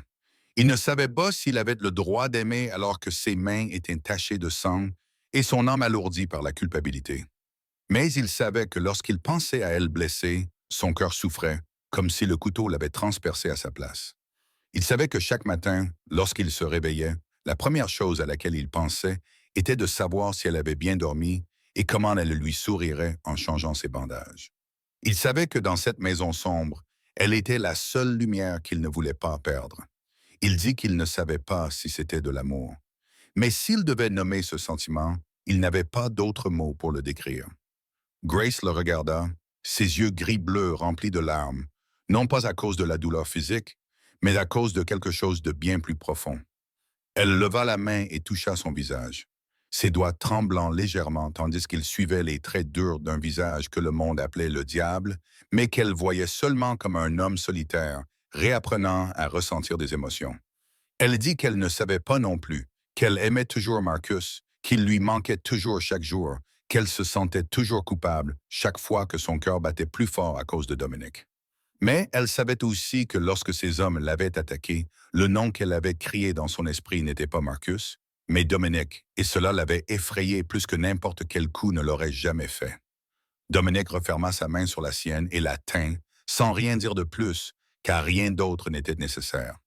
Et ils restèrent assis là, en silence, main dans la main, deux cœurs brisés, apprenant à battre au même rythme. Et même si aucun d'eux ne savait ce que l'avenir leur réservait, même si leur monde était encore rempli de ténèbres et de dangers, à ce moment-là, ils savaient l'un l'autre. Et pour l'instant, cela leur suffisait. Un mois s'était écoulé depuis l'agression dans la ruelle. Les ecchymoses sur le visage de Grace avaient disparu, ne laissant qu'une petite cicatrice sur son front qu'elle cachait sous ses cheveux. La blessure de Dominic avait également complètement guéri. Le docteur Tommy avait déclaré qu'il n'avait plus besoin de soins médicaux réguliers, et c'était précisément le problème. Grace se tenait dans la chambre de Dominic cet après-midi-là, la lumière du soleil de fin d'automne filtrant à travers une étroite ouverture dans les rideaux qu'elle avait été autorisée à ouvrir pour la première fois. Elle venait de changer le pansement pour la dernière fois et rangeait ses instruments médicaux dans leur maillette. Lorsqu'elle lui avait dit que la blessure était complètement guérie et qu'il n'avait plus besoin d'infirmière, Dominic s'était assis dans le fauteuil à côté de la cheminée éteinte, un livre à la main qu'il ne lisait pas vraiment. Il leva les yeux vers elle, mais ne dit rien. Grace poursuivit en disant qu'elle devait commencer à chercher un nouvel emploi et qu'elle avait contacté plusieurs hôpitaux à Brooklyn. L'un d'eux avait besoin d'une infirmière expérimentée et pouvait l'embaucher la semaine suivante. Dominic resta silencieux, ses yeux noirs ne la quittant pas. Grace ressentit une vive douleur dans la poitrine en parlant, mais elle savait qu'elle devait le faire. Elle ne pouvait pas rester ici éternellement. Elle ne pouvait pas continuer à prétendre qu'elle n'était qu'une infirmière. Comme ils savaient tous les deux que ce n'était plus le cas, elle avait besoin de prendre de la distance pour réfléchir. Comprendre ce qu'elle ressentait, pour décider si elle pouvait se permettre d'aimer à nouveau. Elle lui dit qu'elle partirait à la fin de la semaine et le remercia de lui avoir donné ce travail, de l'avoir aidé à rembourser une partie de sa dette lorsqu'elle découvrit qu'il avait discrètement réglé 50 000 $ de ce qu'elle devait, de l'avoir protégé de sa mère et de Natasha. Elle lui dit qu'elle n'oublierait jamais ce qu'il avait fait pour elle. Dominic posa le livre et se leva. Il s'avança devant Grace et la regarda avec des yeux qu'elle ne parvenait toujours pas à déchiffrer. Bien qu'elle fût à ses côtés depuis plus d'un mois, il dit non. Grace cligna des yeux et demanda non à quoi. Dominic répondit qu'elle n'irait nulle part. Elle resterait. Grace ouvrit la bouche pour protester, mais Dominic continua en disant que la blessure à son épaule avait guéri, mais pas celle dans sa poitrine. Que pendant 3 ans, il avait vécu comme un cadavre ambulant, se réveillant chaque jour uniquement pour attendre la nuit, comptant les heures juste pour boire jusqu'à en perdre la raison et oublier, aspirant à ce que la mort vienne mettre fin à tout. Et puis elle était apparue, avec ses chaussures scotchées, sa bouche qui ne connaissait pas la peur et ses yeux gris-bleus qui le voyaient tel qu'il était, comme personne ne l'avait jamais fait. Elle ne s'était pas enfuie quand il avait essayé de la chasser, elle n'avait pas pleuré quand il avait essayé de la blesser, elle n'avait pas abandonné quand il avait tout fait pour la faire partir. Elle était restée, et parce qu'elle était restée, il avait recommencé à vouloir vivre. Dominic leva la main et toucha le visage de Grace, son pouce effleurant légèrement la petite cicatrice sur son front. Il dit qu'elle était la seule personne qui pouvait guérir la blessure qu'il portait dans sa poitrine depuis 3 ans, qu'il ne savait pas pourquoi et ne pouvait l'expliquer. Seulement que lorsqu'il était avec elle, il avait l'impression de pouvoir respirer pour la première fois depuis la mort de Luca. Il lui demanda si elle pouvait rester, non pas comme son infirmière, mais comme elle-même. Grace Bennett, la femme qu'il ne méritait pas, mais qu'il voulait égoïstement garder à ses côtés. Grace le regarda, l'homme le plus puissant qu'elle ait jamais connu, debout devant elle, lui demandant de rester avec les yeux d'un enfant terrifié à l'idée d'être abandonné. Elle pensa à Marcus, à la promesse de l'aimer pour toujours, à la culpabilité qui la submergeait chaque fois que son cœur battait plus fort pour un autre homme. Puis elle pensa à ce que Marcus avait dit avant de mourir, qu'il voulait qu'elle soit heureuse, qu'elle continue à vivre, qu'elle trouve quelqu'un à aimer quand il ne serait plus là. Elle ferma les yeux et prit une profonde inspiration. Puis elle prononça un seul mot. Oui. Dominic se figea comme s'il n'avait pas bien entendu et lui demanda ce qu'elle venait de dire. Grace ouvrit les yeux, son regard gris-bleu brillant de larmes et d'un sourire discret, et dit qu'elle resterait, que c'était probablement la décision la plus imprudente de sa vie. Mais sa vie était imprudente depuis longtemps déjà, alors un peu plus de folie ne ferait pas de mal. 2 jours après que Grace eut accepté de rester, Elena vint lui annoncer que Victor Quinn souhaitait la voir. Grace n'avait jamais rencontré le père de Dominic, mais elle savait qu'il vivait dans l'aile ouest du domaine, entouré d'une équipe médicale privée qui s'occupait de son état cardiaque qui empirait. Elle suivit Elena à travers de longs couloirs jusqu'à ce qu'elle s'arrête devant une porte en bois sombre. Elena frappa et une voix faible provenant de l'intérieur leur donna la permission d'entrer.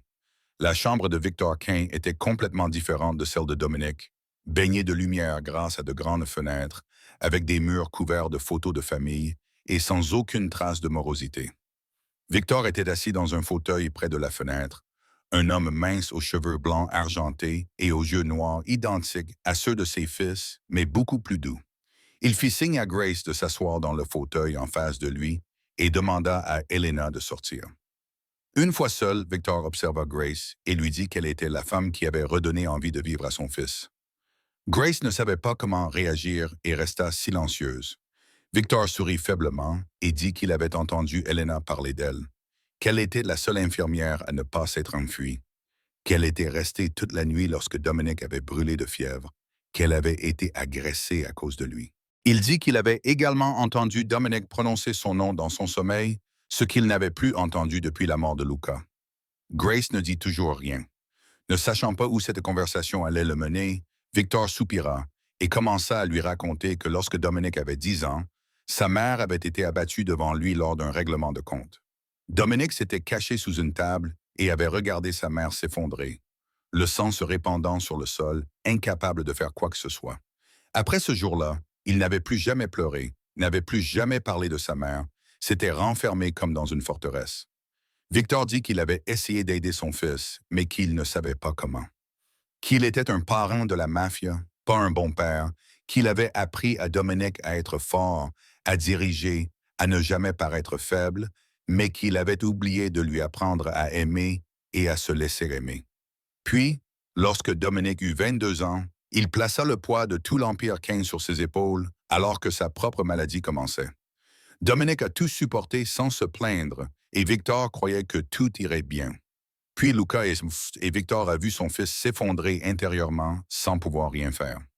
Victor a regardé Grace droit dans les yeux et lui a dit qu'il était en train de mourir et qu'il le savait. Le médecin lui avait donné quelques mois, peut-être moins. Et la seule chose qu'il voulait avant de fermer les yeux, c'était de voir son fils vivre. Vivre vraiment, et non pas simplement exister comme il l'avait fait ces 3 dernières années. Il a dit qu'il avait examiné le dossier de Grace, qu'il savait ce qu'elle avait enduré, qu'il savait à quel point elle était forte pour avoir survécu à tout cela, et il l'a supplié, lui, un vieux père mourant, de ne pas abandonner son fils. Dominic avait besoin d'elle, même s'il ne l'aurait jamais admis, car il était trop fier et trop effrayé pour reconnaître qu'il avait besoin de quelqu'un.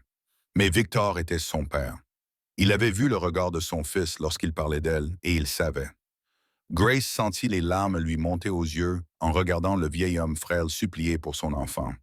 Elle prit la main de Victor et lui dit qu'elle ne pouvait pas promettre de rester pour toujours, car elle ne savait pas ce que l'avenir lui réservait, mais elle promit de ne pas partir lorsque Dominic aurait besoin d'elle et de faire tout son possible pour l'aider à guérir. Victor lui serra la main et sourit, les yeux noirs brillants de larmes, et dit que cela lui suffisait, puis il la remercia. 2 semaines après cette conversation avec Victor, l'enfer s'abattit sur le domaine des Quinn à minuit. Grace était dans la chambre de Dominic. Ils discutaient tous les deux près de la cheminée, comme ils en avaient pris l'habitude chaque soir lorsque le premier coup de feu retentit en bas. Dominic bondit sur ses pieds, Ses 14 années d'expérience dans la mafia lui permirent de comprendre instantanément ce qui se passait. Il tira Grace de sa chaise et la poussa vers la grande armoire dans le coin de la pièce, lui ordonnant de se cacher à l'intérieur et de ne pas sortir quoi qu'il arrive. Grace voulut protester, mais le regard de Dominic ne laissait aucune place à la résistance. Il sortit un pistolet du tiroir du bureau et se dirigea vers la porte. Les coups de feu se rapprochaient, des cris, des brises de verre et des bruits de pas retentissaient dans le domaine. Grace s'accroupit dans l'armoire, le cœur battant à tout rompre, priant pour que Dominic survive.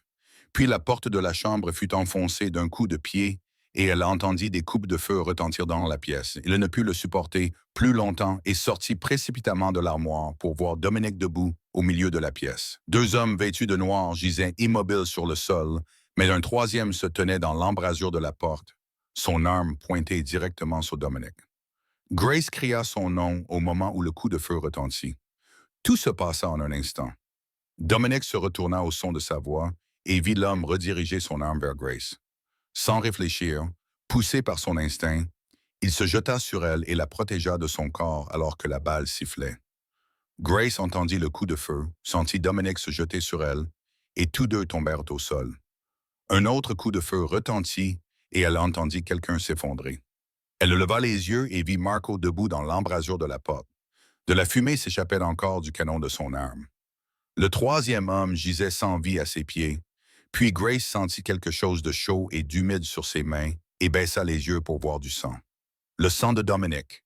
Il gisait sur le sol, serrant son abdomen où la balle l'avait transpercé. Son visage était livide et luisant de sueur.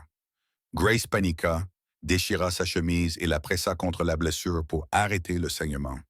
Elle l'appelait sans cesse par son nom. Dominic la regarda avec des yeux qui commençaient déjà à se voiler et lui murmura qu'elle devait partir, se cacher, que d'autres arrivaient. Grace secoua la tête, les larmes coulant sur son visage, lui disant qu'elle n'irait nulle part, qu'elle ne le quitterait pas. Dominic essaya de la repousser, mais il n'avait plus de force, lui disant qu'elle devait vivre, qu'il ne pouvait pas perdre une autre personne, qu'il ne survivrait pas si elle mourait à cause de lui. Grace lui serra fermement la main et lui dit qu'elle l'avait déjà dit, qu'elle n'avait pas peur de la mort, qu'elle était prête à mourir depuis longtemps, que la seule chose qu'elle craignait était de le perdre alors qu'elle venait de le trouver. Dominic la regarda fixement, ses yeux noirs brillant d'une lueur que Grace n'avait jamais vue auparavant, et lui dit qu'il avait peur, que pour la première fois en 3 ans, il avait peur de mourir parce qu'il ne voulait pas la quitter. Il lui dit qu'il l'aimait follement, qu'il l'aimait tellement qu'il prendrait 10 balles si cela signifiait qu'elle serait en sécurité, qu'il ne savait pas quand cela s'était produit ni pourquoi, seulement qu'elle était devenue la seule raison pour laquelle il voulait se réveiller chaque matin. Grace pleura et rit en même temps. Elle se pencha et embrassa son front, lui disant qu'elle l'aimait aussi, qu'elle aimait le diable que le monde entier craignait, qu'elle aimait l'homme brisé qui saignait dans ses bras. Elle lui dit qu'il n'avait pas le droit de mourir, pas après qu'elle venait de lui avouer son amour. Des pas retentirent dans le couloir et Marco cria que l'ambulance arrivait et qu'il fallait tenir bon encore un peu. Grace appuya plus fort sur la blessure, refusant de laisser le sang couler davantage, répétant son nom et lui disant de la regarder, de ne pas fermer les yeux, de rester avec elle. Dominic lui serra la main et murmura qu'il n'irait nulle part, qu'il avait attendu 3 ans pour la retrouver et qu'il ne laisserait pas une balle l'éloigner d'elle. Puis l'équipe médicale est arrivée en courant et Grace a été obligée de lâcher sa main pour qu'il puisse travailler. Elle laisse rester là, les mains couvertes de sang, les regardant soulever Dominic sur une civière et l'emmener en toute hâte. Elle a couru après eux jusqu'à l'ambulance et n'a pas lâché sa main pendant tout le trajet jusqu'à l'hôpital. Elle n'arrêtait pas de lui dire qu'elle était là et qu'elle n'irait nulle part. Dominic se réveilla 3 jours plus tard dans l'unité de soins intensifs du meilleur hôpital privé de New York. La première chose qu'il vit fut Grace endormie sur la chaise à côté de son lit, sa main fermement enroulée autour de la sienne, comme si elle craignait qu'il disparaisse dès qu'elle la lâcherait. Elle avait l'air complètement épuisée, avec des cernes sous les yeux et les cheveux en bataille. Pourtant, aux yeux de Dominic, elle n'avait jamais été aussi belle. Il bougea légèrement et Grace se réveilla instantanément. Lorsqu'elle vit ses yeux ouverts et qu'il la regardait, elle fondit en larmes, sans prendre la peine de les essuyer. Elle lui dit qu'il était resté inconscient pendant 3 jours et qu'elle avait cru le perdre. Dominic lui sourit faiblement et lui dit qu'il lui avait promis qu'il ne partirait pas. Et Dominic Kane ne rompait jamais ses promesses. Grace rit à travers ses larmes et le traita d'idiot. Dans les jours qui suivirent, Dominic se remit lentement à l'hôpital, Grace ne quittant jamais son chevet. Marco vint leur annoncer que le gang responsable de l'attaque était un nouveau groupe de Miami qui testait la famille Kane et qu'ils avaient été neutralisés. Natasha Vulov avait également été renvoyée en Russie par son père après l'attaque contre Grace et ne réapparaîtrait plus jamais à New York. Tout était réglé, mais Dominic ne ressentait plus la satisfaction qu'il aurait éprouvée autrefois. Un après-midi, alors qu'ils étaient seuls dans la chambre d'hôpital, Dominic prit la main de Grace et lui dit qu'il voulait changer. Grace lui demanda comment. Dominic répondit qu'il ne pouvait pas abandonner la famille Kane car c'était sa responsabilité, mais qu'il pouvait changer son mode de fonctionnement. Il voulait s'orienter progressivement vers des activités légitimes et laisser derrière lui tout ce qui avait poussé Luca à détester cette famille. Et il voulait construire une clinique gratuite dans le quartier le plus pauvre de New York, où Luca avait autrefois travaillé, afin que les personnes sans ressources puissent bénéficier des soins médicaux auxquels elles avaient droit. Il voulait l'appeler la clinique Luca Kane. Grace le regarda, les larmes aux yeux, et lui demanda pourquoi. Dominic répondit que Luca voulait sauver des gens et qu'il avait privé son frère de cette chance. Il ne pouvait pas ramener Luca à la vie, mais il pouvait poursuivre le travail que son frère avait voulu accomplir. Il a dit que ce n'était pas une rédemption, car rien ne pouvait racheter ses péchés. Mais c'était la façon dont il avait choisi de vivre. La façon dont il avait choisi de transformer la douleur en quelque chose de significatif au lieu de la laisser continuer à le détruire. Grace n'a rien dit et s'est simplement penchée pour l'embrasser. Leur premier baiser, doux et tendre, portait le sel des larmes et la douceur de l'espoir. Quand elle s'est retirée, Dominic l'a regardée et lui a dit qu'il l'aimait. Grace sourit et répondit qu'elle le savait et qu'elle l'aimait aussi, même s'il était un idiot qui avait failli mourir en prenant une balle à sa place. 2 semaines après sa sortie de l'hôpital, Dominic emmena Grace dans un endroit où il n'avait emmené personne depuis 3 ans. Le cimetière privé de la famille Kane où reposait Luca. Ils se tinrent devant la tombe en marbre blanc gravé du nom de Luca Kane et des mots « Il a vécu pour sauver les autres ». Dominic resta longtemps silencieux, puis s'agenouilla et se mit à parler. Il dit à Luca qu'il était désolé. Désolé de ne pas l'avoir sauvé. Désolé d'avoir passé 3 ans à se détruire au lieu de vivre d'une manière digne de ce que Luca aurait voulu. Il présenta Grace à Luca, disant qu'elle était la femme qu'il avait sauvée alors qu'il ne voulait pas être sauvé. La femme qui lui avait redonné envie de vivre. Il promit à Luca qu'à partir de maintenant, il vivrait, il aimerait, il construirait la clinique au nom de Luca et il ferait les choses que Luca avait voulu faire. Grace s'agenouilla à côté de Dominic et déposa un bouquet de fleurs sur la tombe. Elle dit à Luca qu'elle prendrait soin de son frère et promit qu'elle ne le laisserait plus se perdre. Elle remercia Luca d'être la raison pour laquelle Dominic croyait encore en la bonté malgré une vie remplie de ténèbres. 3 mois plus tard, Dominic demanda Grace en mariage sur le balcon du domaine Kane, sous le soleil couchant. Elle dit oui, et ils se marièrent 1 mois plus tard lors d'une petite cérémonie en présence de leurs proches. Victor Kane était assis dans un fauteuil roulant au premier rang, les larmes coulant sur son visage ridé, alors qu'il regardait son fils enfin trouver le bonheur. 1 semaine après le mariage, Victor s'éteignit dans son sommeil, un sourire aux lèvres. Dominic pleura pour la première fois depuis la mort de Luca et Grace le serra dans ses bras toute la nuit. Lors des funérailles, Dominic se tint devant tout le monde et déclara que son père n'était pas un homme parfait, qu'il avait commis de nombreuses erreurs et fait beaucoup de choses terribles. Mais il avait aimé ses enfants de la seule manière qu'il connaissait. Et le dernier cadeau qu'il avait laissé derrière lui était Grace, la femme qui avait sauvé Dominic de lui-même. Il remercia son père de ne jamais avoir abandonné, même lorsqu'il avait lui-même abandonné. Et il a promis de mener une vie digne du sacrifice de son père et de son frère. 1 an après le décès de Victor, la clinique Luca Kane a officiellement ouvert ses portes dans le Bronx, l'un des quartiers les plus pauvres de New York. Il s'agit d'un bâtiment de 3 étages avec une façade en verre lumineuse qui s'élève au milieu des rues délabrées, comme un phare traversant l'obscurité. À l'intérieur se trouvaient des salles d'examen modernes, des équipements médicaux de pointe et des équipes de médecins et d'infirmières bénévoles prêts à soigner toute personne dans le besoin, quelle que soit sa capacité à payer. Sur le mur du hall principal était accroché un portrait de Luca Kine avec un sourire doux et les mots suivants. La guérison commence par la compassion. Des centaines de personnes ont assisté à la cérémonie d'ouverture, des habitants du quartier aux responsables municipaux, en passant par des visages familiers du milieu criminel venus rendre hommage. Dominic se tenait sur scène, vêtu d'un costume noir. Grace était à ses côtés, vêtue d'une robe bleu pâle, leurs mains étroitement entrelacées. Dominic prit le micro et déclara que cette clinique existait grâce à un jeune frère qui en avait rêvé toute sa vie. Luca avait voulu un endroit où les personnes les plus pauvres et les plus oubliées pourraient être traitées avec dignité et amour. Il n'avait pas pu réaliser ce rêve, mais celui de Luca allait perdurer à travers cet endroit. Dominic regarda Grace et poursuivit en disant que la clinique existait également grâce à une femme qui lui avait appris que soigner ne consistait pas seulement à panser les blessures, mais aussi à toucher le cœur. Il ne s'agissait pas seulement de médecine, mais aussi de présence, non seulement de sauver des vies, mais aussi de donner aux gens une raison de vivre. Sa femme, Grace Kane, la femme qui l'avait sauvé alors qu'il ne voulait pas être sauvé. Des applaudissements retentirent dans la salle. Grace s'avança pour prendre la parole.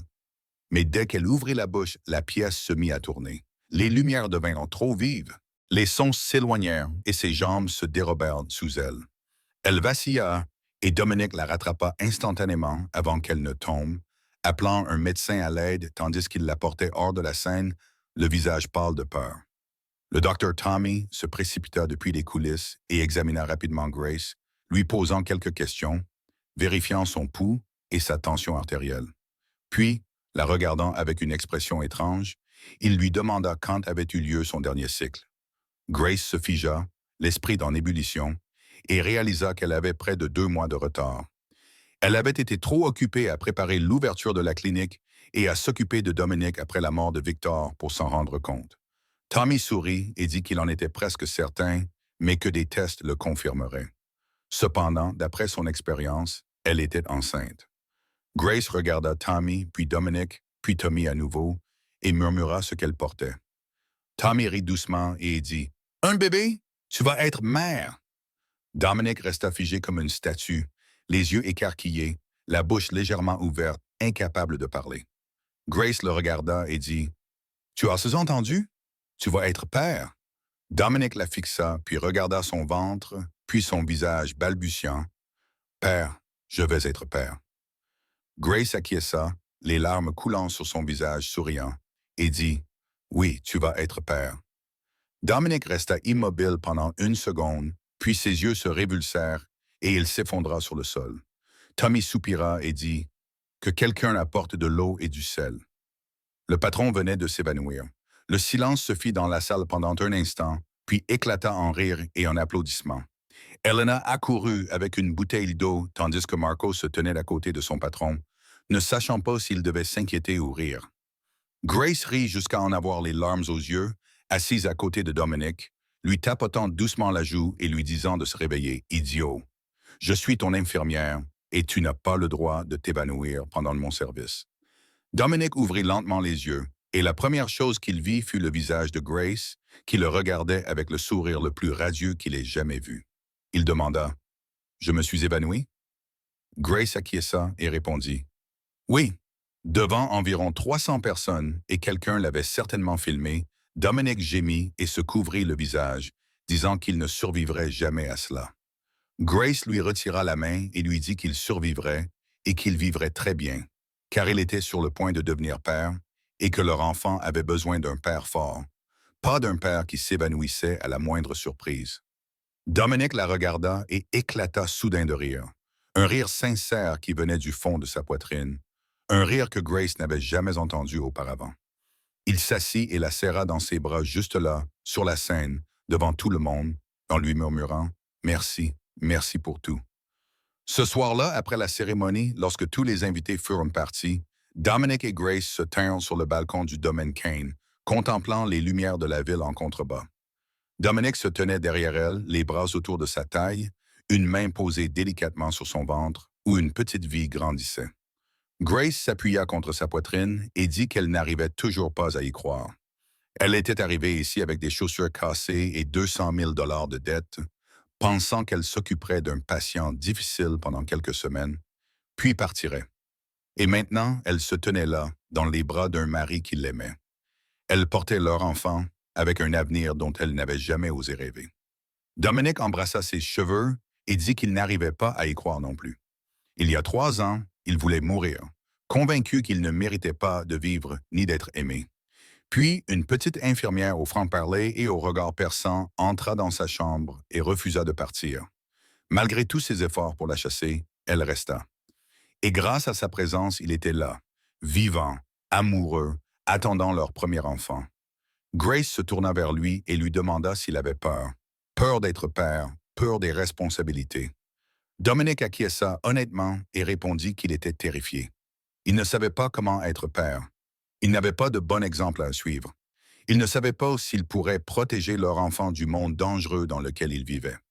Mais il savait aussi qu'il ferait tout, qu'il sacrifierait tout pour que leur enfant puisse grandir aimé, sans jamais se sentir seul ou effrayé comme lui l'avait été autrefois.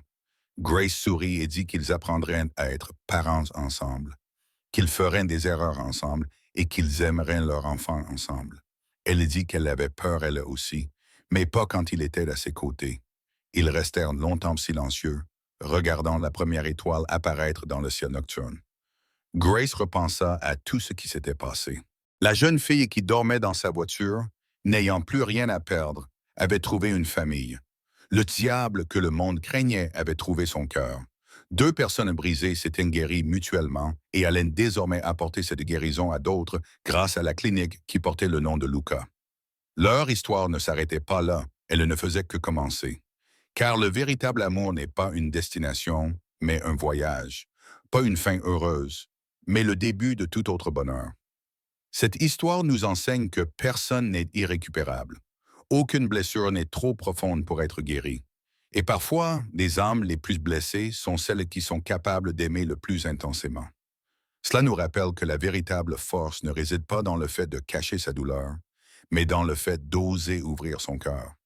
Oser faire confiance, oser aimer à nouveau après avoir été blessé. Et surtout, cela nous montre que la mort n'est pas la rédemption.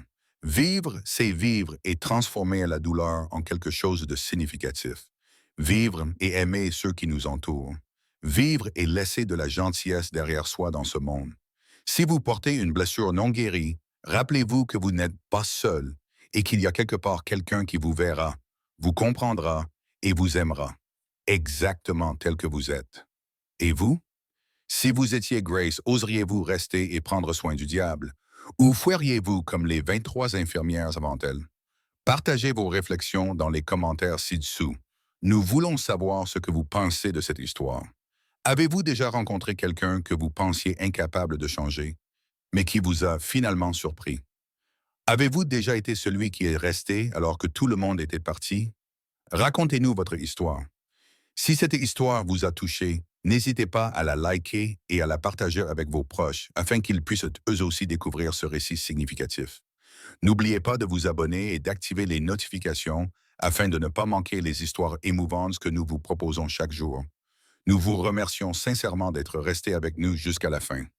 Nous vous souhaitons, à vous et à vos proches, une santé florissante, une vie joyeuse et un cœur toujours rempli d'amour.